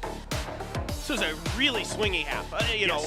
So it starts out Talon wins 4, and then it's 5 in a row for DFM, and then 3 in a row to end it for Talon. And a lot of kind of rounds that could have gone either way. It felt like there were a lot of like big multi-kill moments that really turned the rounds on their heads. And this guy right here that you're seeing on his screen was a big part of that. 387 in the first half, 12 rounds played, and absolutely looking to top the server on all stats accounted for. I mean, 2.6 KDA, you see the breakdown there, 17 kills that we mentioned. So Anthem, if he can do the same as DFM looks to attack. Now, maybe the kill is not going to be coming in as much as he'll have to support his teammates a lot more. He's now going to be the one who has to provide all the setups for Zenfree on that raise, but Zenfree's going to be hungry for that. He didn't get to really pop off in the first half, but right now, the spotlight is on him as he breaks open these sites. Yeah, exactly, Will. I'm really, there's a Cruz fighting Stein there. I like that. That's very nice. But yeah, Zenfree here, this is a big change that DFM has made here, allowing Zenfree to go back to that raise and putting that pressure on him as a duelist. And like the desk talked about earlier, yeah, he's got a lot of experience. It's his most played agent of all time, but he hasn't played it in quite some time. Yeah. So even though I'm sure he's been scrimming hard and practicing hard, is he going to be able to find that value? Yeah, but also, I mean, listen, if you're the type of player born for the stage, this is that opportunity, right? You say, okay, I'm right back where I wanted to be. Take this as a confidence boost. Go in, prove yourself. I mean, Zenfree, there's a reason why a lot of fans, not just in Japan, but around the world actually looked at this guy on the old Northeption roster and said, he's also one of those players to keep. He came on to DFM, everyone said, okay, with Zenfree there, I actually might have more confidence in this team, although I don't know how the chemistry works out. He wasn't able to really put up those stat lines during the regular season, but now on the raise, he looks to change his story here in the very first year of VCT, now facing the barrel and LCQ Pacific, and immediately the push out, like we talked about, Favorite Thin, the Neon does not stop no matter which side of the map she is on. Continues on for extra kills on Garnets, he reloads. There's still another as well, Patty Fan. Wow, with the cover, they just did not expect that many members here from Talon. Yeah, I mean, again, Talon has a good read on their pistol rounds of kind of how DFM wants to approach this. It's just a fight, a good stun there, catches a bunch of DFM from Talon. Cruz doing a great job with his utility here to set up that push out. The relay bolt, I'm sure, as well came in there. And what are you going to do? I mean, Talon now winning both pistols. They won 3 out of 4 pistols the last time these two teams squared off back in the very last week of Pacific, I think it was. Last week, yeah. And so, you know, still a very kind of similar story is what I'm getting here. Yes, DFM did put up a fight on Lotus, right? It was a really close map the last time these two teams played. But after that, it kind of all fell apart when you went to bind for Talon, who just started stringing rounds together and see if they can get some value out of these Sheriffs. There you go. There you go. Clean shot from Anthem, just adding on to the kill score. And they do have the stiff tack ready to go, and it's not saving them. The movement just not fast enough. But Fox and Jim boys are going to try to recover whatever kills they can with the Spectres. One Bulldog and 2 Spectres. Can they trade out one of them for the extra Bulldog? They'll have to clean up the kills first. They're all just staying grouped up. They have the spike down. There's not much of a chance here for Rada as he goes down. Will they be able to recover that one? It looks like it. So 2 Bulldogs, 1 Spectre saved over from the 4 weapons bot. Well, no matter what the results are here for either of these teams, and it should be mentioned, this is a brutal day for both of these teams. Yes. Practice for so long, for so hard, to get back to the stage, to get back here to VCT Pacific LCQ, to come back to the Sangam Coliseum, and this is it, a best of 3, and you're either going on or you're going home. So, regardless of all that, Anthem is really making a case here today that he is the real deal. This guy has been clearly putting in some time and effort. You know, we talk about him a lot because he have these spectacular rounds, these aces, these other things. You know, can he find some more value? Takajay with a good opener. Yeah, I mean, they know that the Neon's going to run out every single time, as Talon looks to do. Now, they did not quite realize that he made it all the way down through sewers. Hereda gets caught unawares. Over weapon advantage, of course, still in favor of DFM as they have the buys. And oh no, here comes the rope. And PattyPan looking to just spray down for whatever kill. Thought he had the timing to come across, but DFM, they were just resetting. They were just going back to spawn. Only PattyPan, man. Only PattyPan. On the Bren as well. Just so confidently. He's like, I'm the superhero now. Talon Superfly incoming. Didn't quite work out in this round. I just love it. Why not? You might catch him off guard. You know what? You're up 9-5. Yeah, you're on a bonus. I mean, listen, it's not the end of the world. It's not like he did this when they were tied like 11-11 or something like that. So I agree with you. It's not the worst of things, but it was a hilarious moment as we now look at a 2v4 potential retake. Suggest only sitting with 5 HP. He's the one on site. He's just there to get info, buy time, maybe get a lucky kill if he can, but he's barely going to peek out. He's just watching to see if they ever approach the site.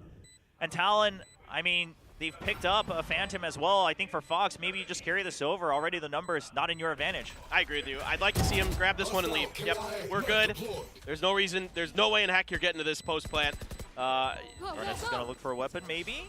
Yeah, I don't think he can get out though. Yeah, all the way deep. I don't know about that one. That's a little bit of a further distance, and he just wants an extra kill, but says, okay, if I'm going to die anyway, I'll die to the spike. Yeah. So, you know what, all things considered, look, it is a bit comical to see PattyPan try these things, but he is one of those guys who's willing to take risks that other players aren't. And my thing is, if this kind of puts DFN in a mind state where they have to be watching that rope a little bit more carefully, that might draw some utility. It might draw a player towards that rope a little bit longer and give them maybe a slight edge, an A main or B main or something like that potentially, or on the other side of the map, Dish and Arcade as well. So in a lot of ways, I don't mind it too much. It's funny as heck to watch, but you know what? It could actually work out pretty well for him. Look, well, what do you know? It's Neon go go. Yeah, once again, but this time a bit of a safer execute out of the site, just making sure they hide, draw the utility. So it's just utility trade for trade on the cooldowns. But I like this idea because what you just mentioned, Paper Thin, Talon seems to be working off of that. So most likely assuming that that turret might be installed again on the north side of the map, as it often is, watching the ropes. So that means we have the numbers advantage down south. They've already covered all the way to spawn. They know this is all A main right now. Potential on Dish, but the turret's watching that one as well. The Aftershock to buy time. Cruz, he's holding the close angle. Now aware of Sands as they've opened the door. The Paint Shell's just trying to isolate these fights into 1v1s, and they are going to be successful as DFM. They will get 3 kills to open up the site right away. I thought Talon had this on lockdown. This looked like a really good setup. The utility to buy time. Garnett's on the flank. PattyPan as well coming through spawn, but the shots are just too good. TakaJ able to find it. PattyPan gets TakaJ in response, but what do you do here, Will? It's a 1v4. Man, TakaJ is one of those players. I know we had that run it back episode as we most likely see an attempted save here from PattyFan. Where they interviewed the players before this LCQ Pacific, and TakaJ was one player who he didn't save. He didn't mince any words. He just said, you know what, it all sucked, right? And there was so much to work on. We didn't get a single win. He just said it like it was. He said he wanted revenge. PattyFan getting 1 kill for his troubles, but TakaJ, the aim he's putting up once again, it's reminiscent of what we used to see from him in days past. Yeah, and he's a guy I talk about from this region a lot as a natural aimer. Like he's got mechanical talent, and a lot of people have been very high on him for a very long time. With him being previously on some of the other big orgs in Japan, he came over here to DFM. And again, I think a lot of people look at DFM this year and think, you went 0-8, like this was clearly not, the right roster or whatever. And I don't fault DFM for the players they picked, because a lot of these players are some of the best in their region, mechanically. But it just didn't gel together. Like you mentioned earlier, man, like it just hasn't quite come together the way you would have liked to have seen with this honestly a good roster that just isn't performing to what you would expect. Yeah, and sometimes the brutal honesty is going to be maybe it doesn't work out ever, right? Maybe the chemistry, maybe just the combination doesn't quite work out, but that's what these two teams are looking to find out today, because as you mentioned, Paper Thin, this last chance qualifier Pacific, the last chance literally for these two teams. PattyFan's having some fun while boys just going at it, explaining what they want to do. PattyFan's still drawing the hearts there on camera. But what I want to mention is even if you lose, you want to leave a good image of what you were able to do individually and as a team, because this is what people remember today. This is the last match you played in 2023. Yeah, exactly. You want to go out with the best performance you possibly can, no matter what. And I think absolutely, like, all these players here have been working really, really hard. And again, from everything I'm hearing behind the scenes, that especially like the DFM team has leveled up a lot since the end of Pacific. So and you're seeing the results so far here today. Yeah, the start was a little slow out the gate, but once they kind of recovered, they were able to stabilize here quite nicely. And, Talon's attackers half is a 7-5 good enough with this Neon comp. Neon comps are often pretty attacker-sided. On Fracture, was that enough to truly get Talon over the line comfortably? Yeah, once again, another push out. Garnett's just trying to hold a closer angle. Now they do have only 3 sheriffs on the side of Talon, 2 rifles. And of course, for DFM, I mean, you've got 2 members 1 point away from your ultimates. Taka from his orbital strike, and then the Nightfall for Anthem awaiting just 1 ult orb, and it looks like Talon wants to deny that opportunity. Garnett's, he's trying to find this off-tempo here with the sliver of an angle, but they heard him run out. Surely they're aware, but no, not quite on the closeness of it. So it will be a 1-for-1 trade, no weapon recovered for Talon. I really like Talon's setup on this eco. Like, they have a pretty good read on what DFM is kind of defaulting to, which is a 4-1 split. And Fox here, pretty aware of that one, trying to hold it down. Now, Talon thought about rotating over B after that pressure, maybe expecting a re-rotate, but this knife is going to get a little bit of info. Enough with the breach there. The breach is pretty indicative of where teams are going to want to go on this map. The breach utility, pretty powerful for those executes. So definitely now, Talon makes the call to rotate over. Again, those fault lines are really kind of one of the big utility indicators of what teams are thinking and where they want to go and how they want to execute. Yeah, and the fault line and Aftershock available for Cruz as well. Curious to see if he uses it right away. Not quite, as they were smoked off. Just a fragment to buy time. They know the orbital strike, but it's not going to land immediately. Suggest actually well aware of the plans from Talon. He plants it much deeper into the site. So the spike will go down, and now a retake is what the doctor ordered for Talon, but it's looking quite difficult with just the sheriffs. They do find suggest, but he says, nah, I'm not going down that easily, but still 1-for-1 trades on both sides. Reyna still holding from Arcade. Fox, another miracle incoming. Oh! Yes, it is with the classic. The timing not in favor of Taka, and Fox with another clutch, bringing Talon back well ahead, 10-7. Did Taka run out of bullets, or he switched to his iPad on his arm there? I think he just considered maybe I want to use my utility, and he saw him running out right as he clicked the button. Hopefully we can catch that in the replay, because it looked like Taka had him dead to rights, but we could see the silhouette. But of course the players, they can't see through those walls. See, he switches to the iPad. Oh yeah, he fired in the, you're right. I don't know what maybe it was ammo, yeah. Misclick or ammo, I'm not exactly sure. I didn't catch it, but goodness. Oh, that's a heartbreaker, because that was, I mean, sure, it's a half-buy with 1 rifle saved, but quite frankly, an eco now for Talon. Now it's DFM. They're back to 3 sheriffs, a guardian, and just 1 phantom in the hands of Zenfree. But again, it's good reactions here from Talon on some of the ideas that DFM after this timeout has brought, and they're reading the map pretty well. Same default, but this time a little bit more of an earlier crunch here from DFM. Really just going to try to go for what looks like to me just a coordinated execute here. The typical kind of smokes, flashes, mollies, fault lines, all that good stuff. Try to push base. Jip Boy's just going to spray through the smoke, hoping to catch, and he does catch a little bit of damage. In fact, the nano from Jip Boy gets Zenfree. It's enough. He already scratched him up enough so that Zenfree will not be able to land safely in the site. Now the Phantom still recovered, and most importantly for DFM, they quietly did not use their ultimates. Actually, Suggest goes down as well. Sure, the spike is planted, but already so many members down. Now only the orbital strike left, and even that not going to be able to get used as Jip Boys continues his rampage of 3 kills. Reyna against the world, against 5 members of Talon. He only has a guardian. He can't even spray them down, and he's just going to have to wait. He cannot exit here. That's just a death sentence. And eventually he'll get found as the smoke dissipates as well. Activating kill mode. Well, it's just a good anticipation here from Talon. I don't mind the idea from DFM. Go for something a little bit pacey with that lower buy, and now you've got all the ults. So this is a super important round for DFM. You have basically everything you need online. A couple good utility kills here.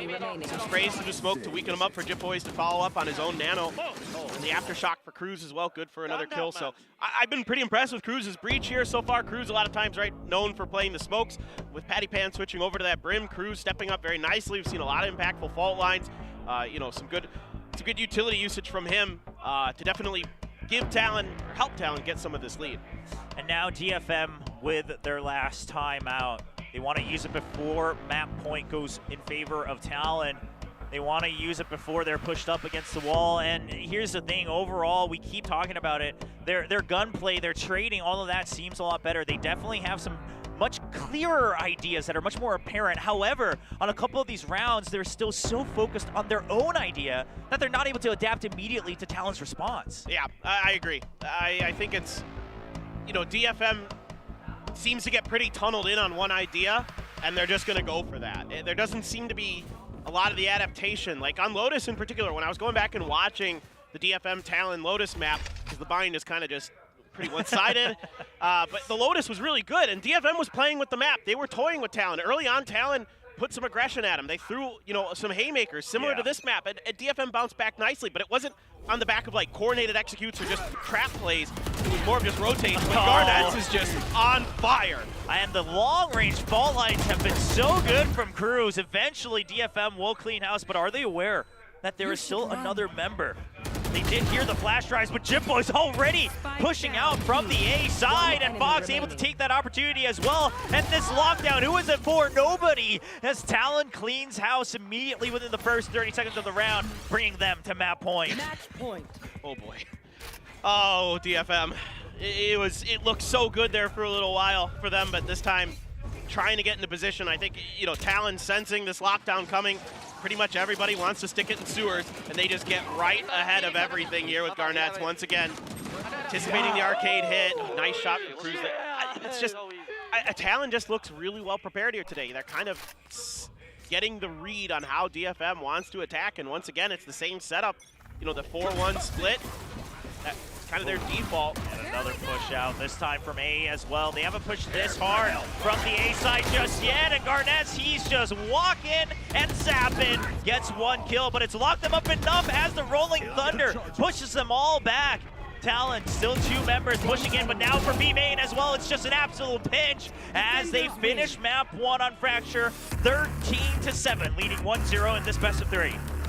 Yeah, this is just a great little round here, a cute little idea. It's like, all right, we've got the Lightning Fingers, we've got the Rolling Thunder behind it. Let's get the info. Let's send the Neon out, see what she sees. Oh, look, they're all here, Rolling Thunder off of that information to just completely pinch them in. This is, you know, what Talon will do to you from time to time. They're really confident on the defender side to take those rounds where they're just going to collapse on you from all angles and try to finish the job, and they absolutely did it here. So DFM, you know, we don't like saying it, but they're kind of right back to where they were during the regular season, Choke Will. I mean, it's tough. It's tough, right? Because it's in some ways more painful because we kept mentioning whenever we did see that glimmer of hope from DFM on this map, that they picked, by the way.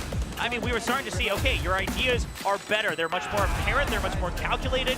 Your trades seem to be there. Your aim seems to be back online as well across the board.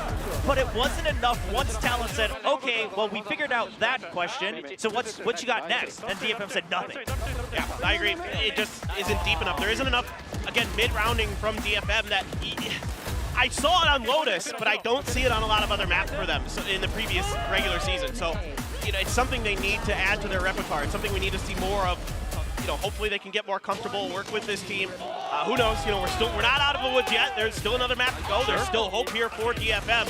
But certainly with their map pick going to Talon going over to Ascent, which, yeah, Talon struggled on that map, let's just be honest, during the regular season, but that was kind of the case, as the desk was pointing out for both of these teams on a lot of their map picks. They didn't always go their way, so certainly anybody's game here, but man, Talon looked pretty well drilled. Yes, Talon definitely impressing, you know, and kind of living up to the expectations people are looking forward to here in the Last Chance Qualifier Pacific. Meanwhile, DFM, they're going to have to take this break and try to bounce back. And it did seem like DFM maybe was looking for that same start that they had in the regular season as well. They, you know, in their very first game, it was against Gen.G. They took that win on Fracture, actually. And that time it looked pretty decent as well. But today, Talon just came a couple extra steps prepared, and they're leading 1-0 in this best of 3. Yeah, and I think a little bit overall crisper aim from Talon. They looked pretty comfortable today. I mean, other than Anthem, there were some moments of kind of sloppiness a little bit from the side of DFM as well. You know, again, you see moments of brilliance from DFM where it's like, okay, you've got these great executes, you've got these great ideas. Sometimes when you get the read on your opponent, it's really good, but like you're saying, what do you do after that? When things start to fall apart, there's no backup plan, there's no plan B, there's no plan C behind plan A.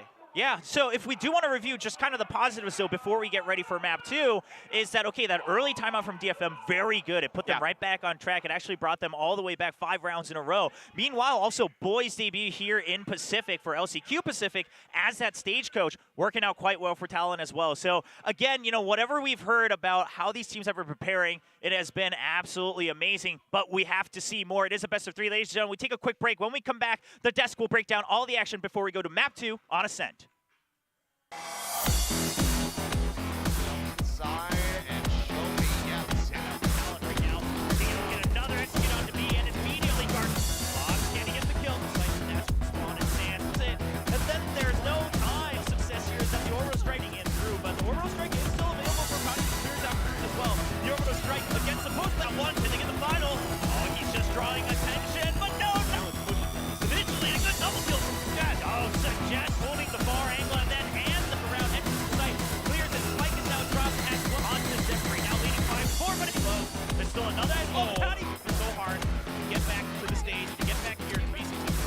Said it like it was. He said he wanted revenge.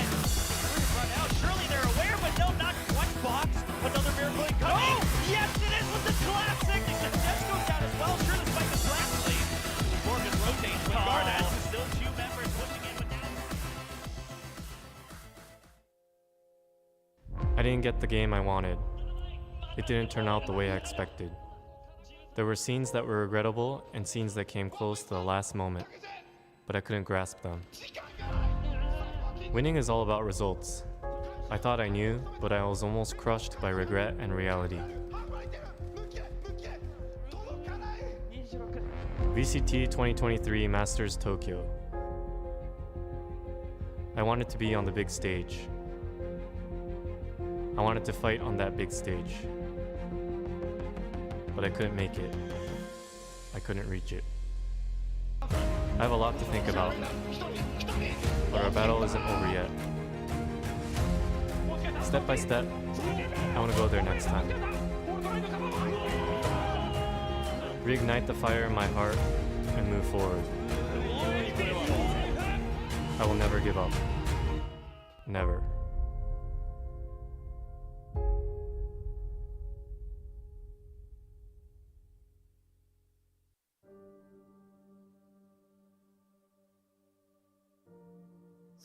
LCQ に残った気分。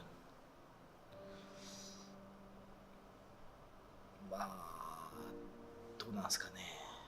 まああんま気持ちよくはないですよね。リーグチームとしてそんなになんか気持ちいい状況ではないですよ。まあ実力不足って感じですかね。本望ではないんですけど、まあちょっと最下位っていうのがやっぱり悔やまれるかなっていうふうに思います。まあ悔しいですけど、もちろん0勝で、レギュラーシーズンを終えて、あとはやるしかないなっていう、LCQ 勝って LA チャンピオンズに出たいなっていう気持ちです。シンプルに最初に戻りたいですね。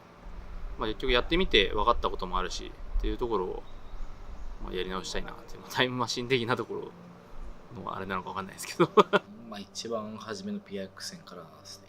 やっぱ一番最初なんじゃないですかね。ペーパーレックス。Gen.G 戦のロータス。それかペーパーレックスのロータスでもいいんですけど、先に1勝取れてれば、いろいろ勢いとかも変わってきたのかなって感じがするので、その試合です。チャンピオンズは、バロラントっていう人なら、一番の目標ですかね。一番レベルが高いな、世界大会で、なんで大会行きたいです。チャンピオンズはワールドカップと同じぐらいの大会だと思います。そこに出て優勝するのが、みんな多分目標だと思うんで、僕もそうですね。始まった。ガチ解除ダバイハーフダバイ、またしてもダバイが立ち下がる。バイパスビットだけですぐさは戻るが落とされる。ショーストッパーサジェスト届かない。トレードは続きます。トレードは続きます。相手を仕留めた。メテオカイトに入る。カイトに入る。ハーフまでいってる。抜きれ抜きれ。届かない。26。真剣勝負はちょっとバロラントの方がやっぱりレベルも高いのかなと思うけど。まだ選手をやりたい気持ちがすごいから気合い入れて練習してるんで、最終目標としている大会なので証明する大会でもあるじゃないですか。さすがに LA のハンバーガーはでかいハンバーガー食いたいですね。いつも応援してくれてありがとうございます。頑張ります。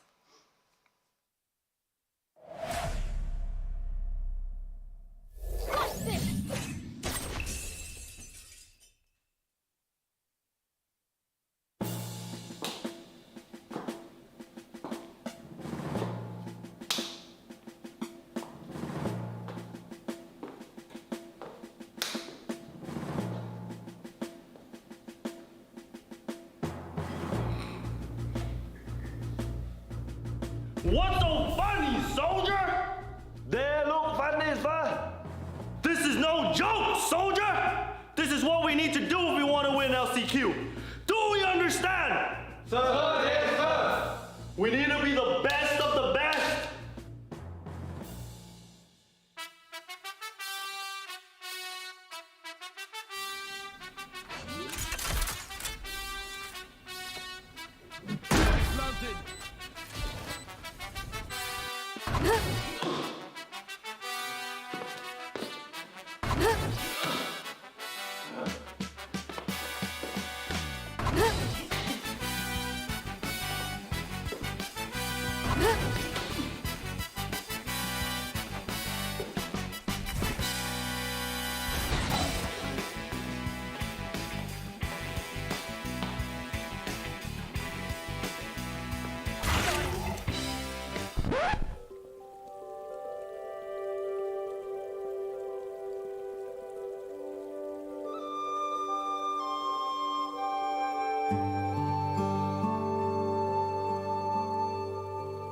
Heading to the above.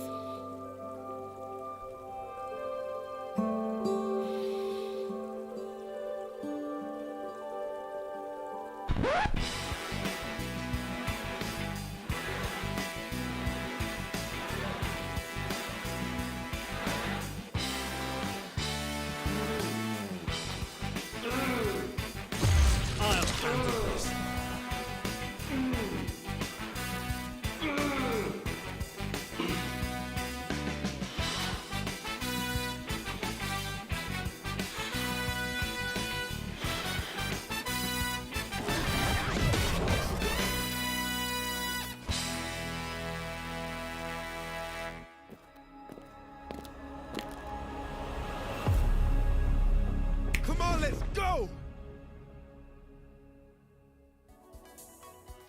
Welcome back to VCT LCQ Pacific. We just finished the very first map of the very first matchup of LCQ, and Talon takes this map. You know, this was a bit of a back and forth in the beginning, and we thought it might have even been going in DFM's favor, but Talon ends up, you know, coming back a lot stronger on the defense.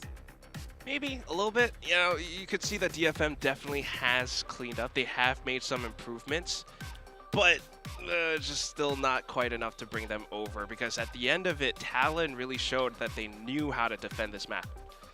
Yeah, I mean, kind of baited by the first half, unfortunately. You know, that 7-5, it comes in. It was 5 consecutive rounds picked up for the side of DFM. So we're like, okay, they're looking alive. Anthem is just really carrying them across a lot of these rounds. But it was looking very good overall.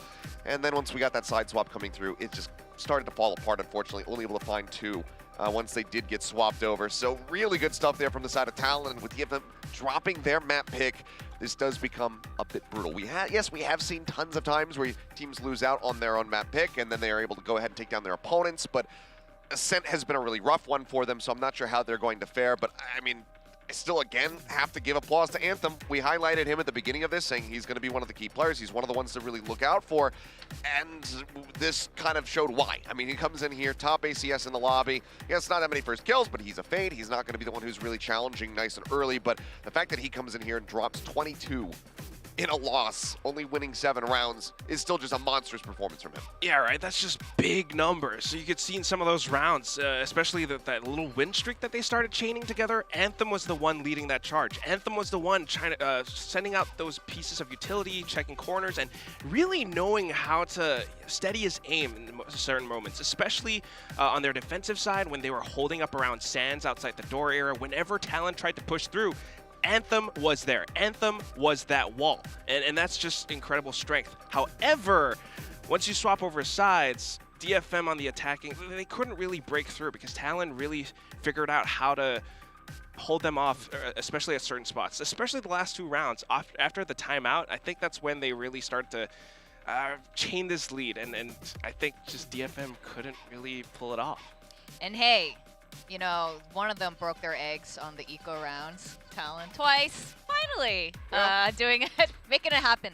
Now, Achilleos, there was a round where we saw 2 key members from Talon go down, thanks to a nanoswarm from DFM side. Yeah, we'll go ahead and look back at round 6 because honestly, this was when things were looking pretty decent here from the side of DFM. You're going to draw your eyes over towards that A site. You see that nanoswarm and alarm bot stack right over at A drop, and this is going to be the trap that Talon end up falling into. So this is when things were going relatively well for DFM, allowed them to get a second one. That fault line timing coming across here from Suggest, absolute perfection. 2 players go down on the drop, they get vulnerable from the alarm bot, they get stunned up by that fault line, and then the nanoswarm is able to just rip them to shreds. That's Patty Pan Cruz taken down. That is just an immense amount of value found there from DFM, who are just carrying a 1 hero Vandal into this round. Everybody else, Sheriffs, no armor. So even with these kills coming through, you say, okay, odds are still stacked against them. Yes, they do have an orbital strike to maybe flush out some positions, but they have some weaker buys. So can Talon still be able to drag this one back? The answer is going to be no, because swing on the corner, Fox able to find one, but some great sheriffing comes through. They managed to find those additional kills with Anthem topping it off with a Vandal. So it was really good defensive setups here from the side of DFM to be able to get themselves in position to start streaking, because that was the 2nd round win for them. They then go on to pick up 3 more in that half. But we didn't see the same momentum for them when they got over to the attack side. That's right. I mean, they did have really nice momentum there. And following that round, Talon, you could even see this hesitation come from them at that moment. And when you lose a round like that, you can imagine it affects their mental. Yeah, they were a lot more careful about how they wanted to approach drop after that. So I think there was one part where they actually went all the way back through the ropes, all the way to the other side, only to get mowed down by DFM again. But that said, Achilleos was right. That was only for that 1 little win streak that they had. Yeah, then we started seeing some coordinated plays come from Talon's side. And you know, when they come together as a team, you see how powerful they actually are. Yeah, that's the thing that I want to point out in round 12, because while we see Anthem in a lot of these highlight moments, Talon, on the other hand, they're working as a team. Starting things off, there was a bit of a lockdown, and that allowed them to pick up Rada, and on the side as well. So afterwards, they set up around tree, and that's when they heard those footsteps. And just the tiny plays coming through, you see 3 players back-to-back helping each other out, and Fox doing a pop flash at the start as well. The final moment, a little bit funny. I think that he heard that op shot coming through, so why not? Let's play around with it. Swap over the Shardy. He jumps up, and you can see that he was trying. He pulled out the classic, but by that point, Jit Boys really had it in the bag, and that's just how Talon operates. You know, if that was the old Shorty pre-patch, I don't know. I might have killed him. Maybe. But I mean, they're on a really good streak. Talon, like you said, kind of reversed it there, and even after DFM had a timeout later in the 2nd half, Talon still takes that round, and I think that's what really just led to their victory. Yeah, I mean, this is round 19. This is just a big crunch play here set up from Talon. And like you said, it's off the back of a timeout. DFM, they burn their 2nd one. They say, okay, we need to get ourselves back into this, otherwise they get the match point. But Talon just kind of anticipate exactly where they're going to be coming from. They go for an aggressive play. There's a decent little trade back, gets it back into a 3v3, but so much damage is dealt, so just down to 70 HP. And then Jet Boys comes in with this late little flank, accompanied by Cruz. They swing around the back, and it's just Rada all on his lonesome. They know exactly where he is because the lockdown is going on at that time, so they know that he's just stuck there in the underpass, and they're able to flush him out. And it's just a great turnaround there from the set of Talon. That's what you want to see from teams, is being able to counteract when those timeouts come through, deny getting that buff. So really great read overall. So credit to Boy, you know, rocking there on the stage, his kind of debut as the casters were talking about it, being in the coaching booth, to be able to get them that round win, get to match point, and then close it cleanly from there. So you were talking about Anthem earlier. I mean, Anthem was just incredible. I think he's a seriously underrated player here in Pacific. from DFM. Although it isn't quite enough for them to secure that victory. I mean, he's been a high performer. And Garnet's too, coming back on the Neon. You had mentioned in the green room, Achilleos, how, you know, Garnet's being on the Neon. It's been a while. Yeah, I mean, they've only played Fracture a handful of times this season, but we haven't seen them play Neon since the very first time that they did play that map. So it's been a damn long while. It was playing Raze in the other 2 times that they had played the map, but decides to go back over to the Neon and honestly works wonders with it. So really good entry power from him. He saw, what, 30% of the team's first kills were right there with him. So a very solid performance. Now we'll have to just wait and see how things look as we get ready to go into Talon's map pick of Ascent. And that's the thing, it's Talon's map pick. This is where they probably staked a claim. They know that DFM haven't played so well on this map specifically, and that's the main thing. But there might be a little roster switch up, and that's the thing that we're thinking about as well, because, hello, Soldam is in. Yeah. You know what? Talon might think that DFM hasn't done so great on Ascent, but Talon also hasn't had a very strong showing on Ascent. So I wonder what they've been trying to, you know, put together for Ascent. I mean, it's been a rough point for both squads, but again, like we were talking about on the pre-show, every single map is a rough point because you just haven't been able to accrue that many wins. So overall, it's a 29% win rate here for Talon on Ascent, but they're still going to be feeling comfortable with it. We know what Garns can do on the Jet, and given that we are going to the Jet stomping ground, it makes sense that Soldam is going to be coming back through, which does leave Zenfree on the bench because obviously you're not going to be bringing out a Raze here on this map. You're not me and ranked, so you're going to be going for that Jet. We've actually played with you as Raze on this map. I remember that. I see here that Talon is using the same comp they used to defeat Zeta the one time that they won this. So that's, I mean, it's good to see with this team comp coming back in. Surely, I mean, they have innovated before. The last time that they played actually against RRQ Talon, they had the Viper Harbor on Ascent, which was a little bit odd, but then, you know, they were trying different things out. Here, back to classics, we have that default lineup, but still, it's Patiphan on the controller. Yeah, exactly. That's what I was going to point out. Patty, it seems like this is not just a Fracture thing. It seems like he is taking on this controller, this Smokes role, and that Cruz is fully shifted over to playing the Initiator. So I'm curious to see how he's going to be looking on this Omen now. Well, now is the time to find out if this is it. Is this the end of the road for DFM? If they do not win this map and bring us into a full best of 3, that's it. That's it for DFM until next year. Now we're gonna go into map 2, Ascent, Talon versus Detonation Focus Me. We're gonna go over to the casters. Take it away. Thank you very much, ladies and gents, from the desk. It's Wilcho and Paper Thin here for the cast, and Talon currently leading 1-0, and from what we saw, it does look like they're looking to try to close this out. Yeah, I mean, it looks really pretty strong overall for Talon. Yes, some good ideas from DFM at times.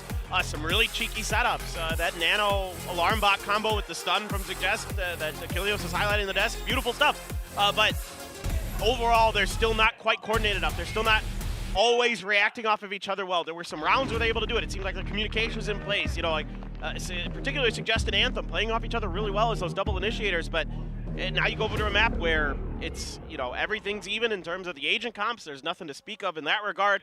I'm just curious now with Soldam switching in.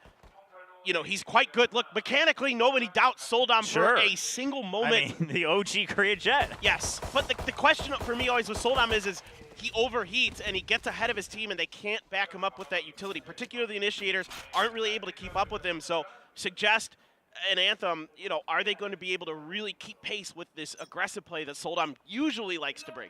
All right, well, for now, it is Talon on the attack, and we should note that Cruz actually picking up a frenzy as well. So looking to just cause some close quarters chaos as soon as they are able to execute, but the one-way over by A main will keep them at bay. The drone comes out, and that's going to be able to just buy them a little bit more space into A main, a little bit of a tag onto Garnet, so he's not looking as confident to just fly right into the site just yet. Suggest and Rada here thinking about trying to peek this corner, but man, they got to be so careful. There's so many guns of Talon watching this angle. It's going to be very, very difficult. Now, I suspect this is just like a hit and run with a turret to fall back on to Takajay's paranoia as well to kind of back up if there is an A main push here. Ooh, they're staying in the smoke, so DFM has no intention of letting them enter the site at all. But Talon also just wanting to figure something out because they saw the Jet in mid. Now the 0 point comes out. That will buy them even extra time as some of the Utah will not be able to come in, especially notably that dash from Garnet's Jet.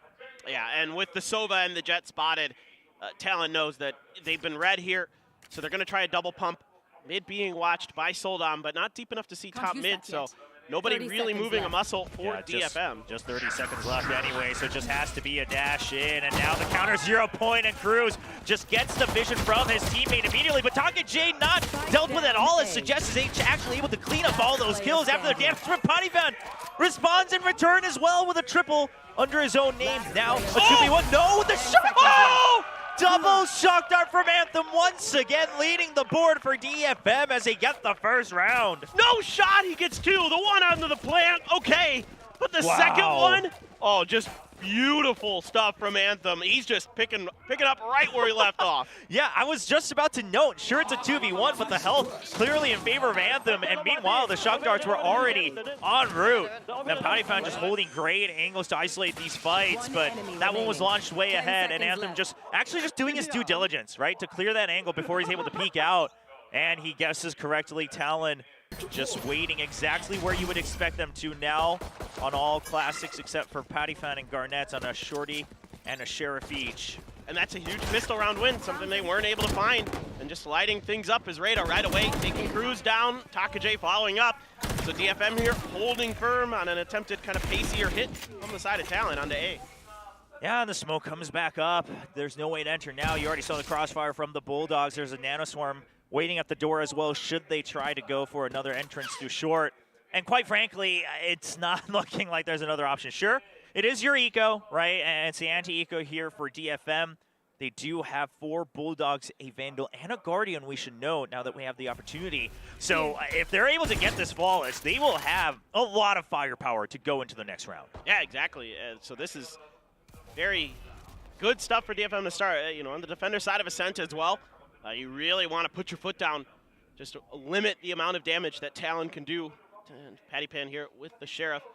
Well, saw TLN jump peeking there, but TLN not going to go for anything too risky there with their jump, just smokes it off instead. Trying to use this as a little bit of bait here for Jip Boys and Fox to see if they can get in towards the site. Yeah, Soldom spotted, but still the crossfire from Anthem. Not going to get anything. And the smoke used just to try to catch somebody off guard, but Soldom is well aware.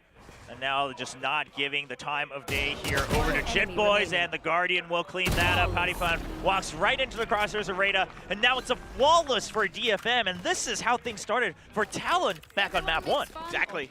So this is really, really good stuff for DFM, able to recover from a really back and forth pistol round where it's, looks like might be a good entry for Talon, then Suggest gets a 3K, and then it's a 3K from Pat, and then double shock dart at the finish to really light a fire underneath DFM here. Come through with some solid defense, not really falling for any of the attempted trickery by Talon. So far here, a couple attempts with the double pump on the A hit on the pistol round, and here on this round, Pat trying to buy some attention for the B hit. Nothing doing so far for Talon. And a nice early dart onto B. They actually flash out, or rather dash out into this, but Pattyfan, meanwhile, gets a kill over in mid. Soldom will be able to back off, and I gotta say, sure it's a bonus, but you guys have such good firepower. It seems like such a risk for DFM to go for something like this when it's not just Spectres and pistols to work with. But alas, they will not be able to get a kill, and meanwhile, mid-control absolutely given over. TLN finds a timing just to equalize, but the main force is already well on their way into A site. Garnett's even taking over Garden here. He's already jumped up to heaven, and oh man, the big timing! Soldom's still aware of the potential to jump up. Soldom doing a great job there, finding that kill. You can see they're trying to get set up. TLN thought about a lurk, but instead is going to try to come through short here. Still a little bit of utility. Those shock darts still in the back pocket for Anthem. Recon going to come out dealt with. No, not dealt with, but nobody's inside of it. Yeah, and we do see Pattyfan just use the Omen ultimate just to try to cause more confusion and also not get caught out. They do have the smoke ready to go. They do have the pink, but it's not quite on the spike just yet. It's already more than half done, and they do have to turn around, but they still cannot find their targets under the double smoke. And it's going to be the clutch for the bonus here for DFM. Sure, they lose all their weapons, but again, it was a bonus. It's just unbelievable. all that spam, and TLN just plants his feet and never lets go. And they're able to buy just enough time with those smokes there. Made it pretty difficult. Soldam able to grab an orb at the beginning there as well. I saw him sneak through after he tried to go for that dash, and I thought, oh no, here he goes, he's going to overheat. But now TLN just super excited. I mean, he didn't have a choice there, right? He just had to stick it anyway, but he doesn't hear the footsteps approach, so he says, well, I probably have a chance. Now an early flash drive to try to take main control. We do see that TLN, he is somewhat caught all alone. Soldam just trying to bail out his own teammate, and TLN is actually going to answer in response and say, thank you very much. I will take the double kill. Gets out safely as well. TLN not finding any options. And this is the DFM I like to see when they play off of Soldam like that, where they're able to kind of set up, again, one of these trap plays that are really, really effective. You get TLN into wine, Soldam there, able to kind of bait and switch for TLN to get those big doubles. The shock dart even going to clip a little bit of damage into Jip Boys here. So again, DFM, when they're dialed in, when they're kind of all on the same page, things look really pretty good. It's just, can they keep that momentum going throughout an entire map? Is their playbook deep enough, Will, to get them through this map and force it map 3? Oh, and the drone right under the 1 minute 50-second mark, 1 minute or 50-second mark, gets them the information that there are still members in B. The smoke comes out. You've got nano swarms on Switch, and now we saw on the minimap, Rada pulls back to join right alongside Anthem, right under that little catwalk, so they can respond should the hit come into B site. DFM, no reason to rotate just yet, as that alarm bot still alive for the time being here in mid. Now the execute looking to happen. We do see the nanoswarms being popped to counter out that 0 point, make sure it's still doing at least some extra damage. And now here comes the Brandman, but the Omen's already here at backside, and a crossfire already set up a 1-for-1 trade. But Cruz, can he get the double off of the power flash? No, he's actually just going to go for the plant, trying to hide the noise under the flash. But they're not going to fall for it. They had too many members left alive, and DFM will check, leading them to a 4-0. I think if Cruz had a little bit more patience here, fought for a little bit longer. Fox actually slipped the alarm bot that was outside of market. He went around it. He noted it. We saw it on the camera. He was looking at it. He actually just walked around it. It wasn't close enough. It wasn't close enough to the edge because that alarm bot radius is actually pretty small. So he's able to sneak around it into the spawn.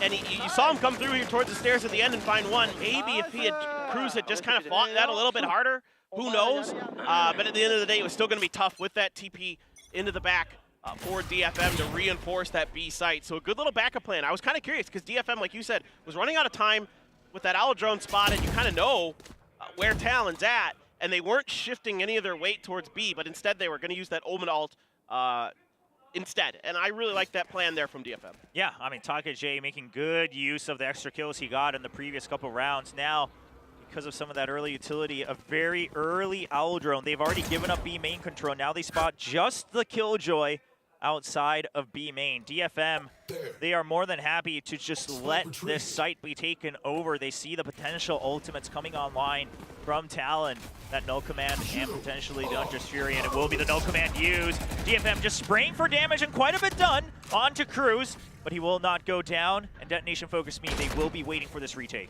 Yeah, and they got to keep this backline safe. Fox has his ult. If he can stay alive, there's so many guns back there, and Soldam's going to take him down. Oh, but PattyFan looking for a timing. He gets one. Can he get the second? He finds the headshot after calmly resetting on the Sheriff. He can now pick up a weapon upgrade. Has the option to flank around through mid as well towards market. TLN, he's running out of time. He's running out of options. A 2v4 retake here for DFM. He will drop down, and PattyFan now has an angle of his choosing. Finds TLN right away, and it's only Anthem left. I mean, sure, you can buy back up next round, so you do what you can, but it's not enough as TLN finally gets around. And I gotta say, Paper Thin, I've seen this somewhere before.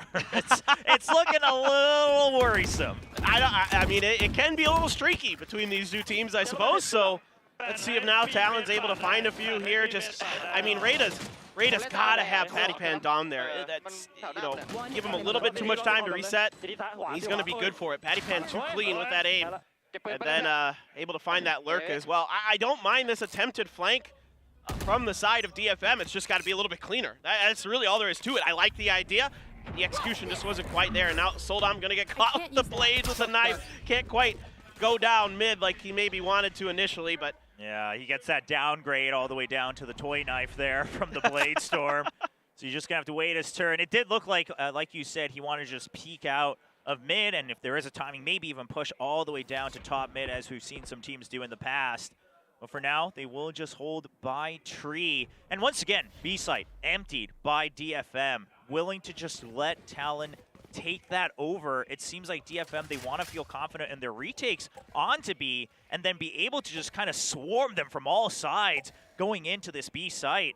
We'll see if it comes to fruition, because absolutely Talon will walk in, they'll notice that no one is here, and surely they will just plant the spike. And this looked to me like DFM was expecting a mid push from Talon, and they were setting up for like the paranoia dash with the blades, and then Rada able to follow up with the KJ.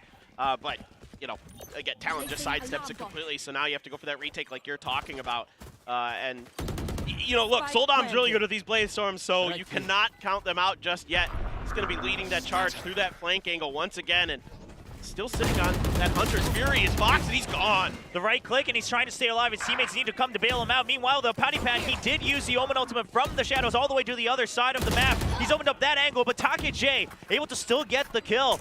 The 3 members of DFM trying to bulldoze through B main. Now a 3v3 on the retake. Pattypan, he's waiting already in the smoke, and he finds him right away, but he's peeked out too far, gets spotted. Take and Rada, they continue their rampage into the site. Cruz at full health, full armor. DFM a little bit weak, and they do not spot him right away. Cruz just holds the spray and will be able to get the 1v2 clutch for Talon. Yeah, big hold there from Cruz, and DFM just not able to identify his position quick enough, kind of checking all the other angles except for the one behind the box. A little too late there, so a nice positioning from Cruz, and DFM gonna slip to a timeout. I mean, yeah, I totally agree with this timeout. Like, again, the more rounds you can string together on the defender side, the more comfortable you're going to be. But this is a brilliant TP from Pat. We've seen a couple of these where he's willing to use these right away, right? Like, we saw it early. He built one up just to cause confusion, just to kind of create that change in the map. You can't really tell what's going on necessarily. This time around, he just hits the flank. So, really, actually, both teams really using these Omen TPs very well. I want to highlight that a lot of teams will just sit on this ult until they're like, oh, I needed to pick up the spike because it's somewhere we can't get to it, or I need to go to the other side of the map because I'm screwed and the rest of my team's dead. Like, here they're using it for really interesting kind of flank angles and trap plays and reinforcement plays. Yeah, and especially for Pattypan, the way he's using it, right? Like you mentioned, using it early, because at the very least it will buy you more time, because they will have to check. They'll always have to at least be aware of it, maybe put that pressure in. If you can get the extra kill, then that's a cherry on top.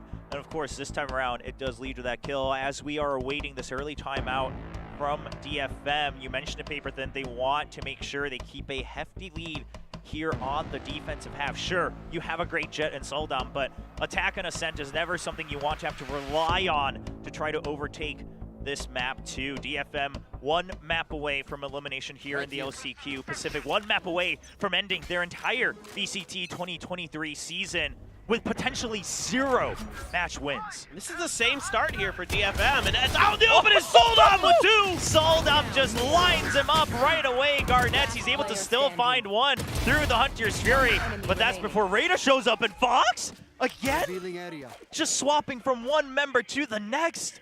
Clicking on hands as you wish to do in Valorant. Now down to a 1v1 Guardian versus Vandal.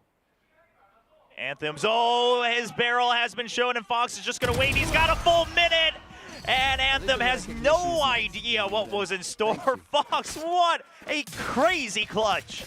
Well, this is that mid-crunch that I thought was maybe being set up in the previous round. This round, it comes to fruition because Talon kind of goes into that angle. But the problem is, you know, this is set up so nicely. 2 huge kills to spot as well to make it a little easier on that second one for Soldom. Rada stepping in there from the arches, like I was talking about in the last round, but it's just a better reaction from Talon. I mean, their mechanics look so good today. They look really crisp. And sometimes, look, if you're just the better team with your aim, with your accuracy, you're going to be able to get out of bad situations. I like what DFM did. Yes, they were weaker on the firepower as well. So it's not a bad round at all for DFM in terms of damage done, but still, you know, it's one of those moments where it started so good, you thought maybe DFM was going to be able to get that, you know, low econ round win. Yeah, I mean, it's an FPS at the end of the day, right? You still do have to find the kills, and today it looks like Fox not willing to lose any of those clutch scenarios, bringing them right back up to 3 rounds, only 1 round away from tying it up here in the first half. DFM want to break away in this round. They've got a couple crucial ultimates, and now Soldom trying to get set up for a push out, but Cruz just waiting patiently. The flash will allow for the trade from TLN, but he has to use his own paranoia just to escape and rejoin Suggest. Suggest going to use the null command to make sure that the entry does not happen before backup arrives. Yeah, exactly. This is a really smart null command from Suggest. Otherwise, this was probably going to be a full-on execute from Talon, and they did not have much utility left in the back pocket to deal with it. One flash, that's all they had. And there was no other help available. You know, Anthem and Rada clear on the other side of the map. Now Rada in this spot. Left. They're not going to check it. Oh, and he waits patiently. The trigger discipline, and what a flick on that Phantom. He still wants another kill. He knows exactly where the remaining members are. Anthem here for backup as well. Now Fox, he's done some crazy 1v2s, maybe a 1v3, but 1v4 with 12 seconds left, there is no hope. He's just trying to get whatever one kill he can. Just pings him so that he can get the kill. I mean, hey, I'm impressed. I mean, in this scenario, you're still playing to maximum potential of what you could possibly do. I'll give him the credit. Yeah, no, I agree. I mean, that was a tricky little play there to throw that dart and at least get the kill. Gonna get the shock on the Rada, at least do some more armor damage, I suppose, at the very least. Look, at the end of the day, though, yeah, Talon here immediately going to follow up with a timeout of their own. Don't like what they're seeing. Got to be careful of those early push-outs from Soldom. That's 2 rounds in a row now. We've seen that they want to go for that. They hadn't noted this position from Rada from the previous 2 rounds as well, so things a little bit sloppy for Talon here in this mid-rounding kind of recognition. So I think this is a really good timeout from Boy. Start talking about some of the things that DFM is doing and how they can prepare against it. Yeah, and something perhaps they can note from this previous round especially is not only is Soldom pushing out, but something that you mentioned, Paper Thin, that where everyone's a little concerned about is Soldom can overheat. But this time, he's always got backup. Yes. And not just in the form of a trade, but we have Suggest throwing that absolutely high-angle flash drive to set up for that push out. And so Talon, sure, you're waiting for that first kill. That part's been good, but you have to be aware that this DFM is a lot more drilled. They're a lot more prepared than they were in the beginning half of the year. And we're seeing good protocols, good responses from the side of DFM. Like Suggest popping his null command there probably potentially saves that round. Maybe doesn't allow Talon to get in there. And there's Sushi just chilling. You know, the desk was talking about all the boys on Talon, and quite frankly, you could just have Boy, Jit, and Sushi, and you would have a 5-man team because it's 1 boy and 4 boys. So that would be the squad for me on the starting roster of Talon. Then we need like a picture of the TV show The Boys with their faces photoshopped on. That'd be good. I like that. Well, DFM trying to keep that lead 5-3. Of course, Talon just used their own timeout. We talked about what they need to adjust here. They need to be aware of these potential setups, the push-outs, the lurks coming out from Rada as well. And this time, they're a lot more prepared for it. Look at the position on the minimap over on the A side, all the way pulled back and ready to escape if need be. They just test the waters on B. They draw out the 0 point. Now, it was thrown from the other side of the map, but they will use this to their advantage and say, okay, we let them know the jet is here. Let's now try to double back over to the other side of the map. And DFM is probably pretty comfortable with that particular situation, but it is going to be a difference here. They're probably going to show a look with this jet over onto A to try to bait, at least keep the attention over here. But TLN has his ult, and we've seen that he's willing to shift sides of the map real quick with it. Are we going to see another response like that?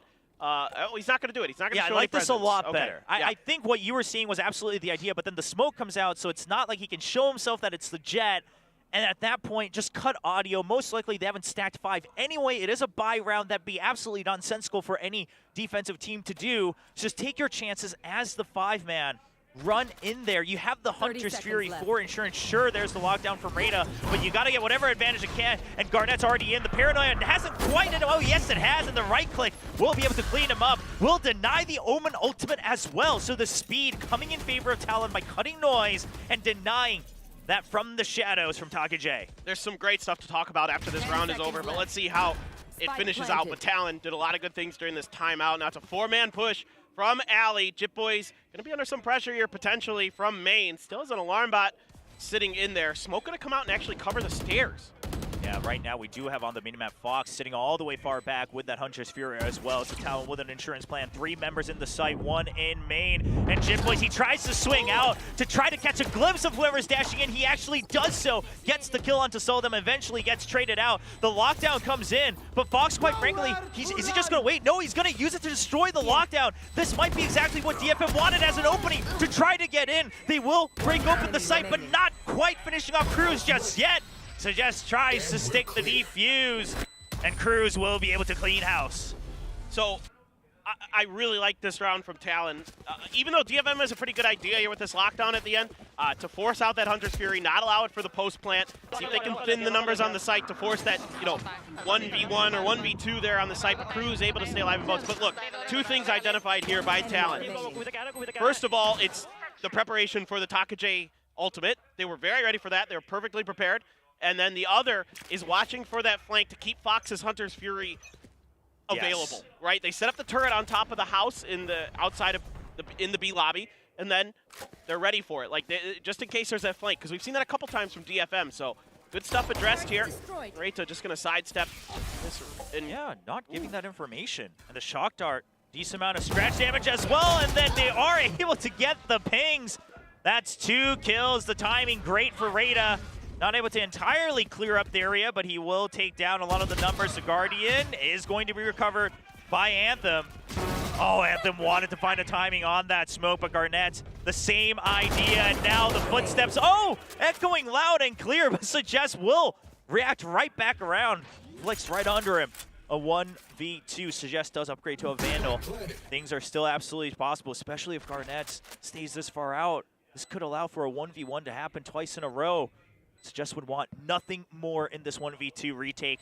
DFM, they want to get to an 8-4 They want this round win so desperately, and Garnett is flanking around the far side. Cruz has to stay alive because otherwise Suggest will have the site to himself, but Garnett, with a surprise angle from Market, will clean up the kill.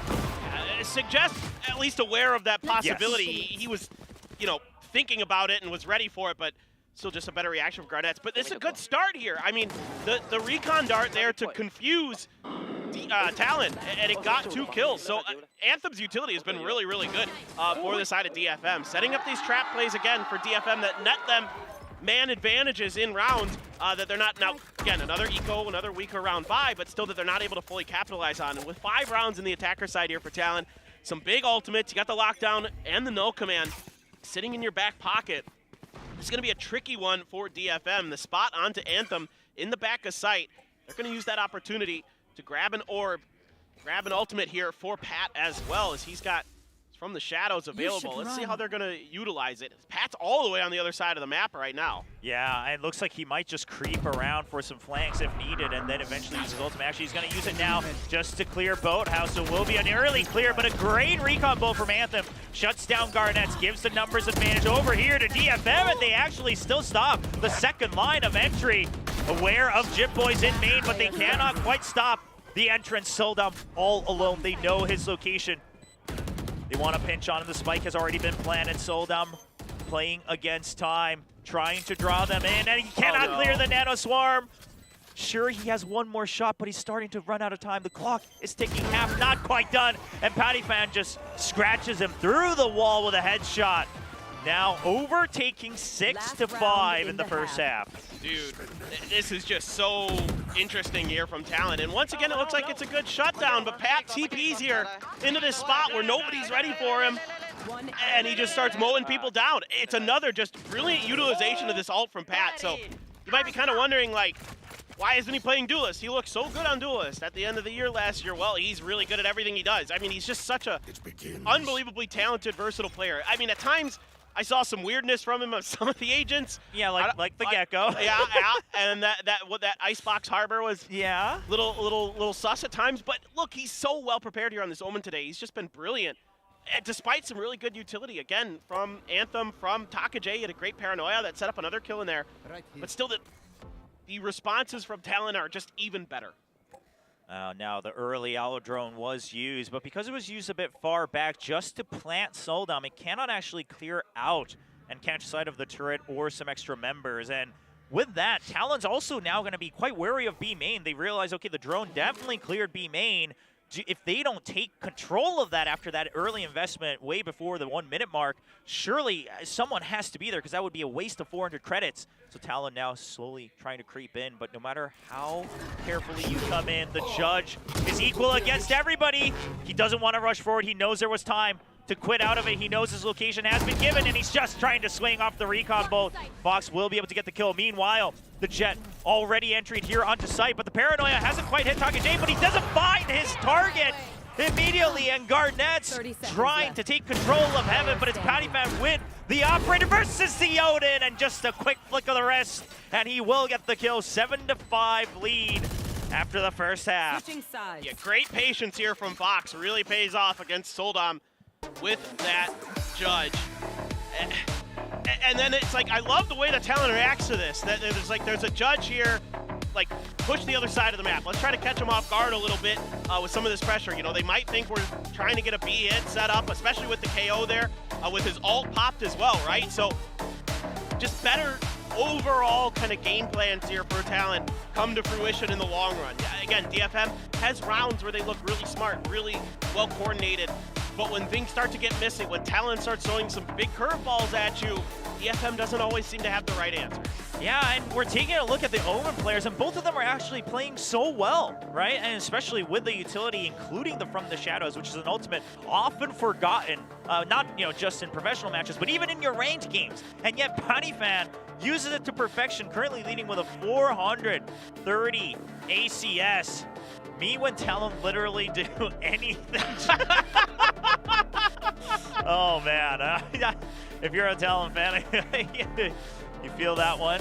You know what? They're doing something today. Oh, they are. They're handling an opponent that you expected them to handle, but also it's with this much time in between, you don't know what you're going to get out of either side. You know, who knows? Maybe things weren't prepped the right way or weren't practiced the right way. Well, certainly, Talon here looks like they've done a really good job preparing themselves. I assume Cruz is IGLing. I'm pretty sure after the Superfly video that he is. Sure, considering yeah. how that video is set up. And he's doing a phenomenal job leading this team, through the back and forth across the map. Some good timeouts from Boy as well to adjust some of what DFM is trying to accomplish in these rounds, to react to some of their setups, because DFM has looked pretty static. They don't like to change things up if they're working. They're like, well, we're doing this thing, it's going, let's keep doing it. They don't shift round to round as often as maybe I'd like to see. And that's going to have to change when they're on the attacking side here in the second half. They're the ones with the initiative. They need to be the one throwing that curveball every single time, keeping Talon at bay. And they're trying to start things off with a bit of a slower pistol, just drawing out all of the Killjoy utility. They've already taken down one turret and the Nano Swarm as well. Now no utility remaining here for Talon on the side of the Killjoy. Meanwhile, Rada, of course, still got one Nano Swarm for the potential post plant. Talon, they're trying a little bit of a trap player of their own, where they don't give any contact off that turret hit, try to wait for the Nano at the switch to see if they can just bait DFM into sneaking around that corner. DFM didn't fall for it. And Crew's going to be under pressure here with this frenzy potentially shortly.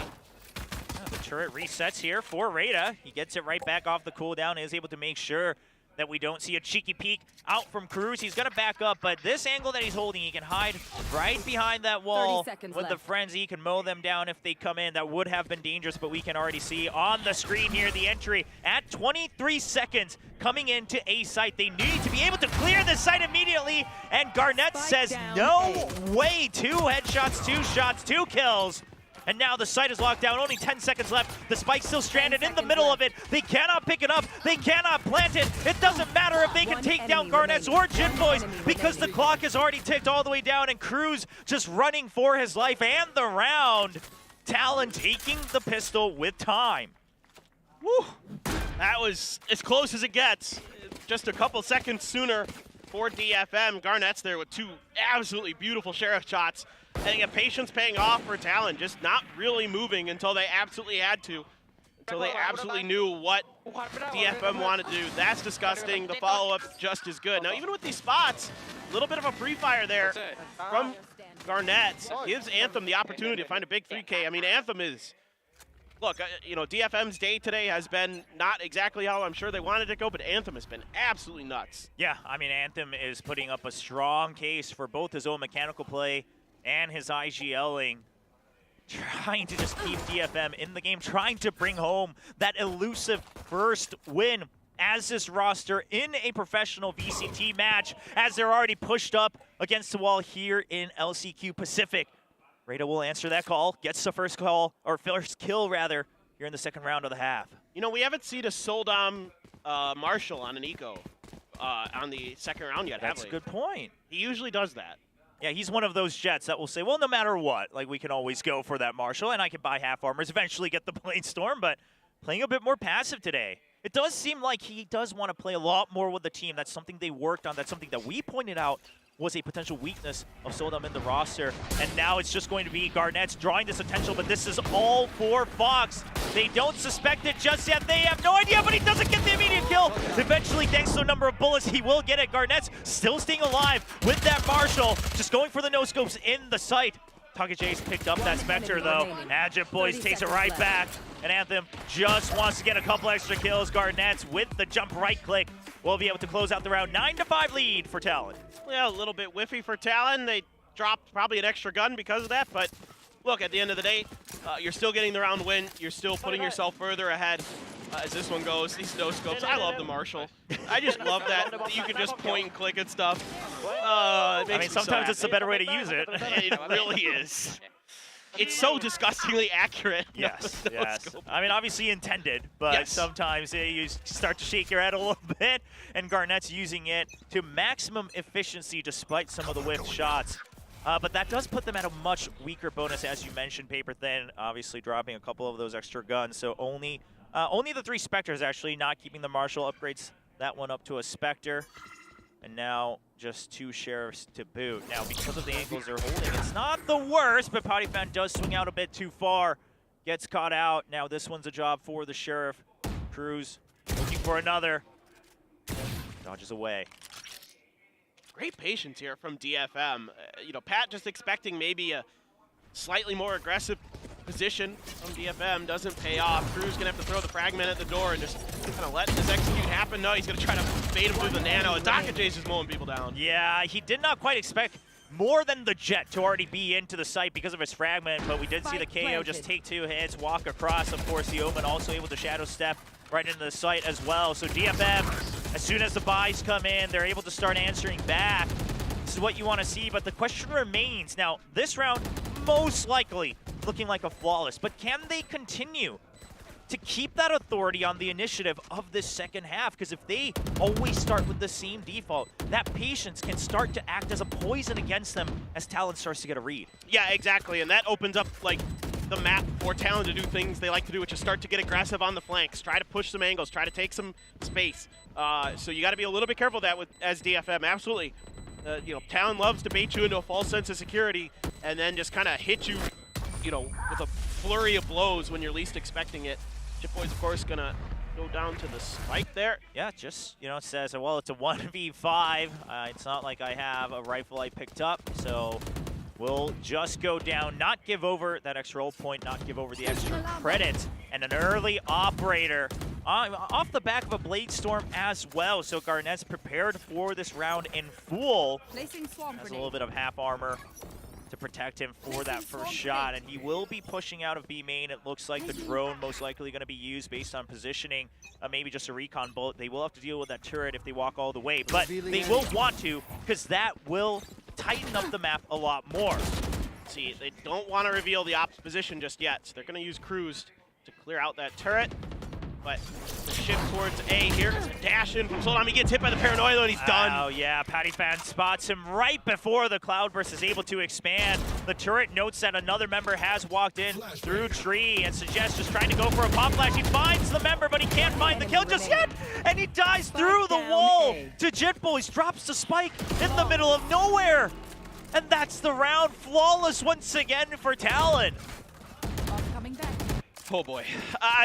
Look, it just doesn't go DFM's way, and there's reasons for it. And Soldom, again, this is one of those moments where he just gets too far ahead. No one's really able to back him up there. It's a great paranoia from Pat, don't get me wrong. He nails the perfect timing. And then, you know, Suggest, even able to get that flash around the corner, can't find the shots.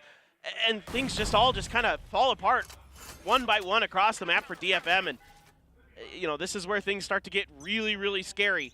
As TLN now looks like they are, oh boy, this is so aggressive from Garnett. Oh, he missed. Yeah, just shot right under his wrist, it looked like. Goes right by, not even a scratch on the side of Suggest, but now they know. So indeed, it was the operator. They surely had an inkling in that last round. Now they know it's here, and they want to try to take it out. They want to try to push it back. but it's not going to work out. He's actually going to get out alive. And meanwhile, Cruz was there for the extra trade. 2 members down for DFM, and it's their Jet and KO, 2 members you absolutely want to break open a site here on Ascent. Yeah, exactly. But this is just great coordination here for Talon. You know, Cruz in the early part of the round, once the operator came into Garnett's hand, is trying to help him. Now, Takajay, he's going to take Patty Pan out at Heaven onto A, so this might be a good time for DFM to try to make this execute happen. Right onto the Nanos, though! Jit Boys predicted the TP spot. He had it right on the Gen, and as soon as he heard the TP go, he popped the Nanos. Yeah, he doesn't give a chance for the Nano Swarm to be deleted, just waiting on that default spot. Now, Anthem, he's done so much for DFM. Can he stop the bleeding here? It's looking tough as Rada shows his back to a main. But Anthem, he gets a double again. 2 headshots. The spray control is good. He's been pinged, but Anthem just holds true like a turret and stops the retake. He will get the clutch and bring DFM back up to 7. Unreal stuff here from Anthem. The presence of mind to rotate up into Heaven. And I thought maybe he was just going to play for the Hunter's Fury there and just stick at the stairs and just try to go for the angle, but instead he pushes, even gets pinged, and really just kind of catches Fox completely off guard. I don't think Fox was expecting. I think Fox was expecting the Hunter's Fury there, and instead it's the push from Anthem, who has just been phenomenal today for DFM. There is no other way to describe that. I mean, they were not ready for that at all.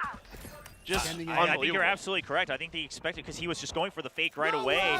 But of course, Anthem was already down on the floor. Now Anthem just trying to clear out Market, but unfortunately for them, because of this one way, they cannot capitalize on that Hunter's Fury. They don't find any targets either, so no information gained, no extra space gained either here for DFM, and they're back to square one. Yeah, I don't know. I mean, I'd like to see a little bit more coordination, like, you know, use the Owl drone potentially or something like that first to get a little bit more info before you let that Hunter's Fury fly. I don't mind that you're not saving it for Jit Boys' ult, which you could potentially get in this round, because we've seen that teams are pretty good at clearing out these lockdowns without the Hunter's Fury if absolutely necessary. So we saw this a lot at Ascension, right, where teams were just throwing those Hunter's Furies, and it actually worked a lot. Yes. So yeah, I mean, sometimes you just want that extra momentum when you can get it. The alarm bot is tripped, but DFM, they've already made their choice. 40 seconds left on the clock. They just want to run in. Are they going to check for Cruz? They do, and Suggest gets the kill on the drop. And now we have Soldum already on the close angle by Switch. He's going to just survive right through the wall shots, trying to stay alive, avoiding that smoke spray. The 0 point to keep them at bay as the spike finally delivered into the site. 5v3, 3v5 in the retake here for Talon. DFM, 1 member in main as well, and a double angle spread out right on the entrance into the site. Anthem will pick up that kill. Already 1 point back on the board for his Hunter's Fury. Garnett's not much you can do here. Yeah, you got to save. The money's just too dire for Talon right now, so it is time to leave. A dart to confirm, and they are going to get that information that Garnett has backed all the way out. So certainly, you know, Talon here just sticking around, seeing if there's any picks they might be able to find. Somebody getting a little over aggressive. But DFM's money is also pretty bad, so they're not really keen on trying to get too spicy. Maybe Anthem could have, but yeah, a good hit here from DFM despite, you know, the Hunter's Fury maybe being wasted a little bit in the early round. So what? Maybe at least clear a little space, theoretically. Yeah, I mean, I think the idea was there to push out, and then the one-way stops them. Maybe a flash comes out. They're not able to capitalize on it, but they had so many ultimates banked up, right? So they used the lockdown as well in that previous round. They're able to get the round, which is what matters, which is exactly what we were mentioning. We've seen teams do this where it's like, okay, well, Hunter's Fury counters lockdown, but we also just need a round. So let's take the initiative. Let's take the space where we can, deal with the lockdown afterwards. It is successful this time, and because they don't go out on the hunt, they actually do not give that extra ult point over to Jit Boys. He is still 1 point away from his lockdown as we see this timeout coming in from Talon. Yeah, that's true. Now, I'm curious now if Talon will try to go for a Hunter's Fury trap play of their own. They've got that one online for themselves. Maybe they'll try to, you know, set up one of those angles where you post up the Sova in mid, and he's just able to kind of turret through the middle part of the map, see if you can get into B main, A main, something like that. We'll see what exactly they want to go for, but yeah, I think here for Talon, it just needs to be a little bit more sturdy on this defense, maybe play the point of attack a little bit more aggressive, try to keep DFM from really getting into the site. When they've been able to do that, that's when they've been having a lot of their success. And, you know, other than that, if it wasn't for that one hero round from Anthem, who knows? This might be close to over. Oh boy. Jeez. We see the pings now. You mentioned it. There's Hunter's Fury online. There's the Bladestorm online as well. Looks like a Paranoia is the first in order, but then it's going to be that swing out from mid, from bottom mid all the way up to top with the Bladestorm. And then if they need it, the Hunter's Fury is there to just absolutely keep them like fish in a barrel. Here on the attacking side, the Paranoia already comes in with Sold Up. He hasn't gotten it. He's already gotten through. Already a wrench in the plans, but all 4 pings. Patty Pat gets 1. Garnets gets 2. He backs out. Fox now here for the Aldrone as well. The moment one of these members gets pinged, it's Garnets ready to fire. Suggest we'll take down Jim Boys. Weaponry not good on the side of Talon, but Cruz is gonna swing out with the Phantom from main. And an absolutely quick round off the timeout here for Talon. I love this. I really, really do from Talon. I thought it'd be a trap play of some kind, just based on the timeout and based on, you know, the eco and the ultimates available. They don't even need to use the Hunter's Fury. If you could just get that deep with the Bladestorm and completely unaccounted for, then yeah, you can just fly in here. Great recon dart to set this up, gets a ton, and the alarm bot pops right as he's going around the corner, and Jip Boy's just, excuse me, not Jip Boy's, Rada just not able to react in time. Cruz able to find that Phantom and finish the job there. And now things get very, very scary for DFM, because if they can't get this one, the money is very, very poor behind this round. Yeah, it's not looking great. The operator back online for Garnets as well, and with the Hunter's Fury and the lockdown, Talon happy to retake both sites. They do not want to risk giving over some extra space. They actually just want to keep all the locations where that lockdown can be valuable, as Garnets finds a nice kill on his way back out from mid. We should mention, against Takage, no smokes to work with, and even the 2 Cloudbursts, one of them now gone. A DFM, they have to pick up the tempo. They cannot try to be elusive anymore here with the Omen gone. And still a Hunter's Fury and a lockdown, and Patty Pan's ult, which is apparently one of the best ults in the game, who knew? But that alarm bot gives him info, it doesn't matter, Rita just sprays him through the smoke. Well, an absolutely excellent catch, and now the op not getting the first kill. The Hunter's Fury just trying to delay detonation focus speed, but they will. Okay, one of them eventually goes down, but Soldam still alive and ready to try to take down this operator. Meanwhile, they don't have to go in just yet. They've equalized numbers, but only 30 seconds on the clock. Soldam thinks it's going to be a closer angle. He cannot find it. Rada finds the kill. Is that going to be enough to rotate the spike all the way through? It is. They should be able to get the plant down on 8. So it's a good idea here from Talon, but Pat just gets caught a little bit out in the open there, trying to set himself up for another big play. Doesn't go his way, and it kind of sends things awry for Talon as it sends their players scrambling to fall back. And yeah, they're able to stabilize enough to get a numbers advantage. Good shots from Garnets with this op, but he is at 22 HP. I was worried Soldam was going to spray that box and take him down, dude. I was sitting there like, oh my gosh, that's squeaky bum time for sure right there. Yeah, and not picking up a weapon either, as he wanted to stay grouped and come in through mid. So Garnets still with just the operator, but Anthem has been spotted. Oh, but it's going to be Rada. He cannot swing around. He had the right idea to try to catch Jip Boys off guard. Jip Boys is just going to stick this because Fox has his back, and that is going to be map point round coming in for Talon. Giving over that ult point over to Fox as well, just in case the comeback starts mounting from DFM. Yeah, and this is one of the better rounds from these scrappy play rounds that we've seen from DFM. Able to break some space open, get to at least a plant, get to an unexpected angle.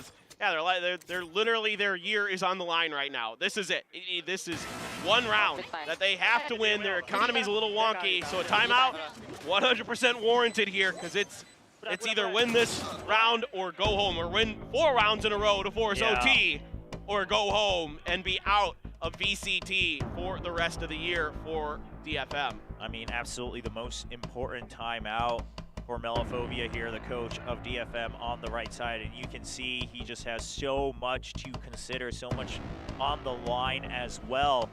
I mean, you have to imagine for both teams, you prepare so much, right? You put together this roster, you come in, lock in. It was kind of good for Talon, but not hot for DFM. You say, okay, we have time here for VCT Pacific. You land in Seoul, you cannot find a single match win. And then you have 2 months break, by the way, for these two teams, because they didn't play in the playoffs at all. So 2 months to try to come back in form, and they look improved. But here's the problem. If you were the bottom place team with 0 wins, you can't just come in with an upgraded version. You have to come in with an absolute remake of yourselves. Yeah, I agree. I think this is just a slightly better DFM. I had some hope based on what I was hearing that they improved a lot since the regular season of VCT Pacific. But here for the VCT Pacific LCQ, you know, it is slightly better, but the overall sense of this team, the overall communication and sort of reaction to things isn't great. Now Garnett's is so fast. Garnett's even suspecting the blades are updraft as well, and Soldam overheats just one extra step, trying to catch whatever kill, not aware of the fact that JitBoys was there to protect his teammate. Trades going back and forth in mid, but that's only going to be in favor of Talon as Zeta. Now, the last remaining member, he does not know where Patty Fan went to. He will find that one kill. 1v2. Still a decent amount of health. Does have a Phantom, does have a lockdown. The options are there for Zeta. A minute on the clock. Yeah, I expected him to maybe try to swing all the way back, but he has no idea if anybody's in Gelato. He has no idea, you know, what's going on the map. And Garnett finds the shot right through the corner of the wall. And ladies and gentlemen, Talon looking rejuvenated here in the Last Chance Qualifier Pacific. They will move on one step closer to the double elimination stage to try to get that last ticket to Champions LA. Yeah, and certainly it's a long road ahead for Talon if they are going to find their way to Champions. They know it, you know, but today they looked pretty well prepared. They were pretty well drilled, I thought. There were some really good ideas, some really good mid-rounding from Cruz, some good timeouts from Boy. Pat, great on this Omen. Some brilliant utilization of the ult. Even though in that last round it didn't quite work out, it still caused enough mental frustration for Zeta where he kind of got stuck and didn't know what to do. Yeah, I mean, again, it's just that extra mental stack, something you have to consider, the extra pressure that it adds. And, I mean, individually, even on the side of DFM, individual moments were there for the players. And a couple, you know, neat set plays, a couple neat trap plays. Sure, again, we saw that they did put in the work, that much was apparent, but they were just simply starting so far behind. They had so much they needed to cover, and they were not able to do it in the last 2 months, meaning this is the end of the road for DFM's Valorant Champions Tour 2023. And look, it's heartbreaking. You know, they don't win a single match throughout the season, and that sucks. There's no other way to put it. And I feel for them. You know, I feel for their fans. And I wanted to see more out of this team. I expected this team to do pretty well, but it just didn't come together. It just didn't gel. I don't think it's necessarily like bad players or anything like that. This just wasn't the right mix for whatever reason. And look, I think next year, who knows what DFM will look like. You know, we can all just hope that it is a better version of this. Yes, absolutely. I mean, there's surely a lot to consider here for DFM, but right now the focus remains on Talon Esports. We just got done with VCT Ascension Pacific in Bangkok, Thailand, where we saw another Thai player, actually a good friend of a lot of these players, Scary, now claiming his spot back into VCT, and now the Thai fans have something more to celebrate as Talon keeps the hope alive of a Thai team going to Champions LA. Yeah, and they got a tough opponent coming up next in Gen.G. It's going to be very, very difficult. Of course, no matter what, you know, the rest of the way through. Look, just period in the story, the rest of the way through, it's going to be tough. But Gen.G, who knows? You know, we've seen... yeah, they're another one that there's a lot of question marks about, right? So Dr. Jekyll and Mr. Hyde, that team for sure. Absolutely. But yeah, you called it. I mean, there's a reason these two teams, they were playing the first match. They were the bottom 2 ranked teams, so that means they have an absolute gauntlet of a bracket to have to get through if they want that ticket to LA. However, this is the first step they needed, and Talon Esports will take it clean 2-0 against Detonation Focus Me today, showing that they are coming back into form. Yeah, I'm really happy with the slight, role change. I don't even have to say that for Talon because it's like they're changing every week. Yeah, so I mean, they've tried all of these before. But I will say, putting Patty Fan on this smokes, right? And not something like the Harbor where you always have to be using your utility, but something where you can just say, okay, if my team calls for smokes, I'll put that down, but then I can still focus on my gunplay. Still, I can be a bit more autonomous. That seems to be working out. I agree, fully. The Omen in particular seems to suit him very nicely. The ults is what everybody's going to be thinking about with the way he played here today on this Ascent. His Brimstone was rather solid, but just the way he was just kind of comfortable playing off his own utility, setting up other players. Cruz, I loved his Breach and his KO today. Phenomenal with the fault lines, phenomenal with the setups for Garnett once he got to the op on the defender side. So doing all the things you need from the initiators. everybody just a really solid day for Talon, frankly. Everybody played good. Yeah, everyone really played up to the individual potential that you would want when you saw this roster and these names. And of course, I mean, it remains to be seen if maybe future roster changes again will come out or lineup changes for maps. But right now, this starting 5 looks to be working here for Talon as they take a good first step here in the last chance qualifier Pacific. Now, we have to remind you, this beginning couple stages is single elimination. Yes. So their next match tomorrow will still be single elimination. But if they can get through that, then they have a little bit more breathing room for a double elim bracket. Yeah, then it becomes a lot less scary. No pun intended there. Yeah, he's not in the league yet. That's next He's year. already in our brains. He's like, already get away from him. Dude, well, I mean, the way he performed at Ascension. But look, this was a really solid day for Talon, a team effort all around. Some great timeouts by Boy. You really liked what you saw from them. Yeah, I think that's another important thing to point out. I mean, we mentioned how much better they looked when Boy entered the scene at all here for Talon Esports as that coach, and now he's taken on the role of the stage coach to call the timeouts and guide them through step by step. And so even the coaching staff really finding the roles suited for them here within Talon Esports. I mean, this is the improvement you want to see, and this is what you said in the beginning, Paper Thin. Even if they cannot go to champions, as a fan of these teams, if you're out there watching, you just want to see, okay, the improvement is there. I can have something to look even more forward to next year. Exactly. You just want to see these teams get better. That's really what this is all about. You know, at the end of the day, someone has to win and lose. That's part of the competition. That's part of you know, what this whole thing is. And yeah, it's a single elim. Yeah, that's not fun, but eventually you're going to fall into those spots. So one way or another, you've got to get it done in these moments. And today it is going to be Talon. One more to go through. Can they find a win against Gen.G, who is... Who knows? But I mean, we have no idea what they look like, but we also didn't quite know for Talon either, and that was a pleasant surprise. So curious to see what that matchup looks like tomorrow. But as you mentioned, I mean, this is that first chapter they needed in this incredible potential fairy tale run to make it all the way back to champions after being hailed as a team everyone thought was a shoo-in from Pacific to go to Masters Tokyo. Yeah, no, I totally feel you. I was shocked by Gen.G, to be honest. There's no other way to put it, but we'll see, you know, what happens tomorrow. RRQ and GE as well tomorrow. Tomorrow's another packed day, and as really it goes excited. with all these last chance qualifiers in all the regions, I think because we're going every day, and parts of it might be single elim, and then it's double elim, but even then, you just have to play match after match. It's always going to be intense, right? You can't write off any single one team or any single one match, and we're all curious to see what have you prepped in the past month or two, depending on whether you played the playoffs or not. And especially here in Pacific. I mean, this is like the region that when it came to the LCQ was, I think, the hardest to predict. Out of all three regions, all these teams are so close here in the Pacific in particular. You know, you could go with anybody that's left in this event right now, Talon all the way up to, you know, Secret or Zeta who have the buys. And I'm like, yeah, I'm with you on that. I could see that team actually getting through and getting to champions of anybody that's left. Absolutely. Yeah, strong potential absolutely shown. Well, ladies and gentlemen, we do have a winner's interview, and today we'll be speaking with a man who's brought back the name we all love. It's Patty Fan back on the stage. Thank you, casters, and that's right. I'm standing here with Patafan for the post-match interview. Now, congratulations, Patafan. How does it feel being, you know, back to Patafan? Feels great. You know, when I was using Pat name, I was kind of pressured. Yeah. So I went with the Pat name, but now I'm fully ready. I mean, I feel like we're starting to see the Patafan that we knew, right? Also, today was literally the last chance for the team to qualify for the champions.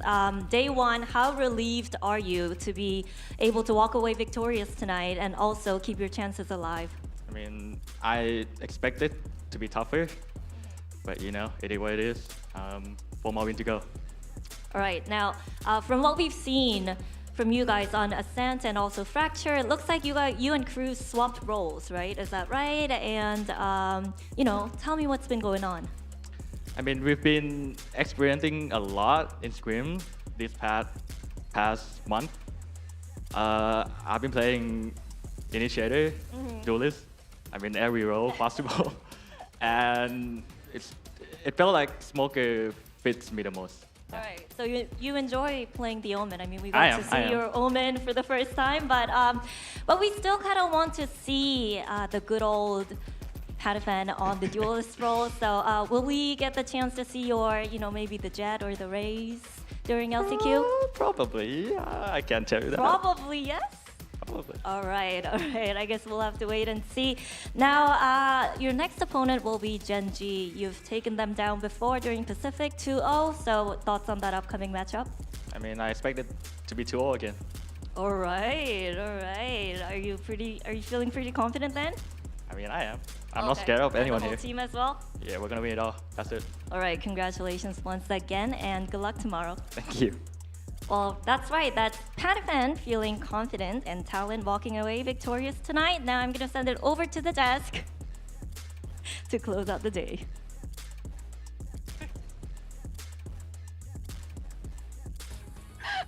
You just hit the gritty? I love it. I love the dance. I have secondhand cringe now. Come on. You're such a joy to have here at Kilios. Let the people dance. But congratulations to Talon. They still have a long week to go, but this is an excellent first step. And you know what? When you embrace your name, who you are, and apparently he found his role. He's really enjoying controller smokers in general. So I think that's a good first step here. And Talon, you know, looking clean, looking strong on Ascent. Yeah, I think in order to win, you have to first find yourself within, and Talon definitely came up huge with a lot of these plays. You could definitely see, I mean, yeah, at the start, DFM had a pretty good streak again. They look kind of good. They had some moments with trying to approach these sites and approaching with retakes. They found a little bit of success, but closer again to the second half, that's where you see them start to struggle, especially at the start of the end of the first half as well. Talon had a lot of reads. I think that's the main thing, because they start to prep themselves. So you could see in some of these spots on the map where they were just holding and expecting DFM to show up. Yeah, I mean, it's just read after read. It just feels like, especially after pumping the brakes, using these timeouts, Boy has just been getting a really good sense of how DFM likes to set up. And he's just able to really steer the team in the right direction. We got to sing more praises to Patiphan again, because he comes out here playing Omen for the first time in his career, adding an 18th agent to his all-time agents played. Just across any series, whether it's a show match, whether it's whatever, like that. If you look at his track stats, he's played 18 different agents now in his career. And he looks right at home with this Omen. Some of the timings that he was finding, being able to throw out those smokes to cut off market access right as the rush is getting ready to come through, then turns, clears a Sova dart. He's right on the money with it. So that whatever experiments they have been doing in their scrims, clearly it's working out incredibly well, and Patiphan is just feeling comfortable across the board. True. 18, so you got 5 more agents to go if you want to complete the whole run. But yeah, you're absolutely right. I mean, he knows how to play off of this, and my favorite thing is he's not far too aggressive with it. Wow, we're back to the Cypher spy cam. Yeah, he doesn't go off too aggressive at the early half of the round, because that's the important thing about controllers. You can't die too early, otherwise your team won't have any more smokes left. Meanwhile, you could see towards the end as well, Garnett's had some big moments too on the Jet. DFM, unfortunately, it was a little bit more of the Rada and Anthem show, and the rest of them, I think Soldem tried to come up with some big moments himself, but again, it's one of those things where I think there was a round towards the second half where he was definitely getting baited into chasing down some kills, hunting for some kills, and Talon just trapped him. Yeah. It was a handful of good moments, you know, that Guardian 2K on the top of mid. But aside from that, it was just few and far in between. And it's not the impact that we need to see from a player of Soldem's caliber, what we've seen from him in the past. And it's just not frequent enough that he's having this impact to keep DFM in, because we continue to see across those two maps, they start off decently, they get a little bit of a streak going, and then they just lose momentum by that second half. Another thing that they really struggled with that needs to be fixed if this is going to be the same team that we see coming into next season is winning some pistols. That would help tip the balance so much more to actually get yourself into an advantageous position going into the second half, not having that 5-7, but they just haven't been able to get these pistol round wins, and that really hurts them in the long run. That's right. They won the first pistol off of shock darts. But before we go into that, this is also, I think, the first time we've seen Suggest and Soldem really play together, which is fascinating. I mean, I think they're trying to do different things, but you're absolutely right, Achilles. They need to work on it more before going into next year. But let's talk about that very first round. You said they needed to win those pistol rounds, and they did win one without a pistol. Let's go into the very first round. It was pretty fun. Yeah, I mean, this is just a cheeky moment. Obviously, it doesn't mean too much in the hindsight, but it's just, again, Anthem continuing to be the bright spot here for them today, where it's an unfortunate situation that they now find themselves eliminated, the season is over, but Anthem was looking very consistent, and again, we teed this guy up as the player to watch coming into today because of the regular impact that we've been seeing from him, even through the losses for DFM, and he could continue to deliver on that note this whole way throughout. Yeah, I want to see a lot more of Anthem in next year. He's fantastic as an initiator. Now let's talk about, beyond Anthem as a Sova on this map. Pattypan as an Omen. He might have just found the agent that he's always been meant We've been waiting for this moment. moment. We've been waiting for this His true calling is that sort of like aggressive controller guy sometimes, because once he throws out his utility, he's ready to go. But I do love Anthem because look at how he plays defensively, how he gets that read, this counter recon as soon as Garnet's dashes in to close the door. However, Garnet's dashing in also created space, also gave the timing for Pat to actually TP all the way towards the back of site. And this is something that I think DFM didn't expect. So he got the positioning to hold up by stairs, and as soon as DFM tried to retake, he picked off 3 of them. And then down to the last one, Soldem, he kind of got played out because of his Nanostorm. Tries to reposition, but still, it's a 1-on-2. So tough to work against. And with the way that Talent split it up, with the way that Pat went in for that little side peek, it's just a 4K for this guy, and it's huge on this Omen. You can see and feel that impact. Now, also credits to Boy, as we mentioned. We saw him as a stage coach today, and I think he just made some fantastic calls. They did a timeout at one point. They were on an eco round, and, well, Achilles, talk us through that. That was a really nice, easy, clean sweep by them. Yeah, I mean, it's another crunch play. We saw this was kind of what put the nail in the coffin for Fracture, and very much the same thing happened here on the side of Ascent. So timeout got called from the side of Talon. Soldom tries to entry, ends up getting shut down, and meanwhile, you got a recon dart that's just constantly pinging everybody over here who's stacked up into A main, and Garnets is able to just rush around the back, quickly kills off 2 people. Suggest does manage to find Jit Boys, but they're now completely pinched. They lose track of that pressure coming out from A main, and Cruz is just able to swing in and find 2. So it's just another good pump at the brakes, slow things down, get a correct read, and they execute it to absolute perfection. So it's just fantastically done here from the side of Talon once more. And it's such a good read too. I mean, we know that tiles crunch on the B side, right, of Ascent, but this was a gelato crunch. Yep. First time I've seen that. I mean, normally you would have the one with the Jet maybe dashing up to the top of the A main side, but this one came all the way back up from Catwalk, and DFM was none the wiser. And it's just, he's stomping around. Yeah! How do you not hear him coming? I don't know. It is what it is, but I mean, again, great read from Talon at the end of the day. That's what it's really about. That's right. Now, this is looking good for Talon. They will be facing off Gen.G tomorrow, but let's pull up stock card on our Omen, Pattypan, because he did great. He's going to be our key player for this this game. This is the replay again of 19. Yes. Oh, that's how you got the recon, though, actually. Yeah. The recon out. Just go ahead. We'll highlight that again. But yeah, I mean, Dart just didn't get cleared. Unfortunate. But Pattypan, W gamer right there. Yeah, I mean, great plays. Maybe, yeah, he's just always meant to be. He knows it, too. He said it himself, and he's confident of their win. I think we talked about the potential of Talon coming into LCQ. We weren't sure, judging by their performance at the end of the Pacific League earlier this year. But this is good. This is like good omens. Yeah, I mean, you heard what he said at the end of that interview too against Gen.G. Is like, I'm not scared of anyone. He's just ready to go. Yeah, thinks he's going to be able to get with a 2-0, so we don't have to wait too long to try to figure that out. So just tomorrow, those matches are going to be coming up, and this is the challenging thing for Talon, is that it is just back-to-back games. They have to still win 4 more out if they want to make their way into Champions and become the team that we expected them to be. So there's still a lot more challenges standing in their way, and you definitely cannot underestimate any of the opponents that you have on the horizon.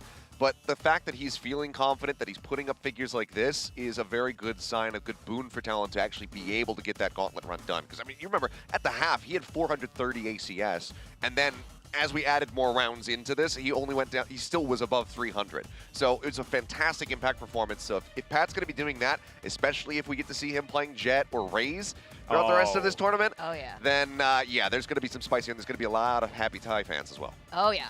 Now, this is a good sign. I think Boy has really managed to shake them up, their assistant coach. Let's pull up the brackets. We're going to see who is playing tomorrow. Gen.G will be playing against Talon, but to start the day off, we're going to start with RRQ and Global Esports. And that one, I think this is another tough call for RQ and Global Esports. What do you guys make of it? I mean, it's another one of those like toss-ups, big 50-50, because remember what we saw from Pacific, RQ and Global, they were kind of tied up neck to neck, and you love to watch these guys play. SK Rossi for Global Esports, of course, and like Paper Thin mentioned in the preview video, Batsy is pretty crazy as well. But RRQ, the way that they actually shaped themselves up towards the end of Pacific was a sight to behold. Like, you love how they almost took down DRX. And PaperX. That game was really exciting, and I think that's actually PaperX stopped them in their tracks at that point, and that's how Gen.G got to where they are now. So how about you, Achilles? I think that the first series especially is very much a coin toss. It's all going to come down to which team has just been able to improve a little bit more coming into this event, because we saw their trajectories throughout Pacific the regular season, both teams improving match over match over match and just looking better and better and just being on that cusp to make it into playoffs, but then getting denied at the very last minute. But I think either way, it's going to be a heartbreaker one, because I love both of these teams. Both rosters very lovable overall. They love it. They have a good time every time that they're playing in the lobby. So to have to say goodbye to one of them after tomorrow, it is going to suck. But I think whoever wins that, I have them seeded forward into the grand final. I think that whoever comes away with a win in that series ends up making it to the grand final. That's a fair statement though, and I know a lot of us feel similarly.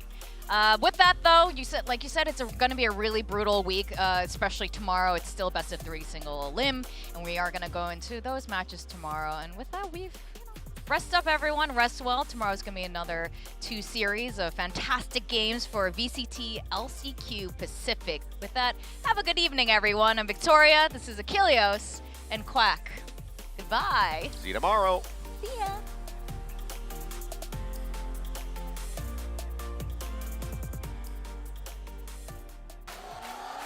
Gen Boys and the Guardian will play that.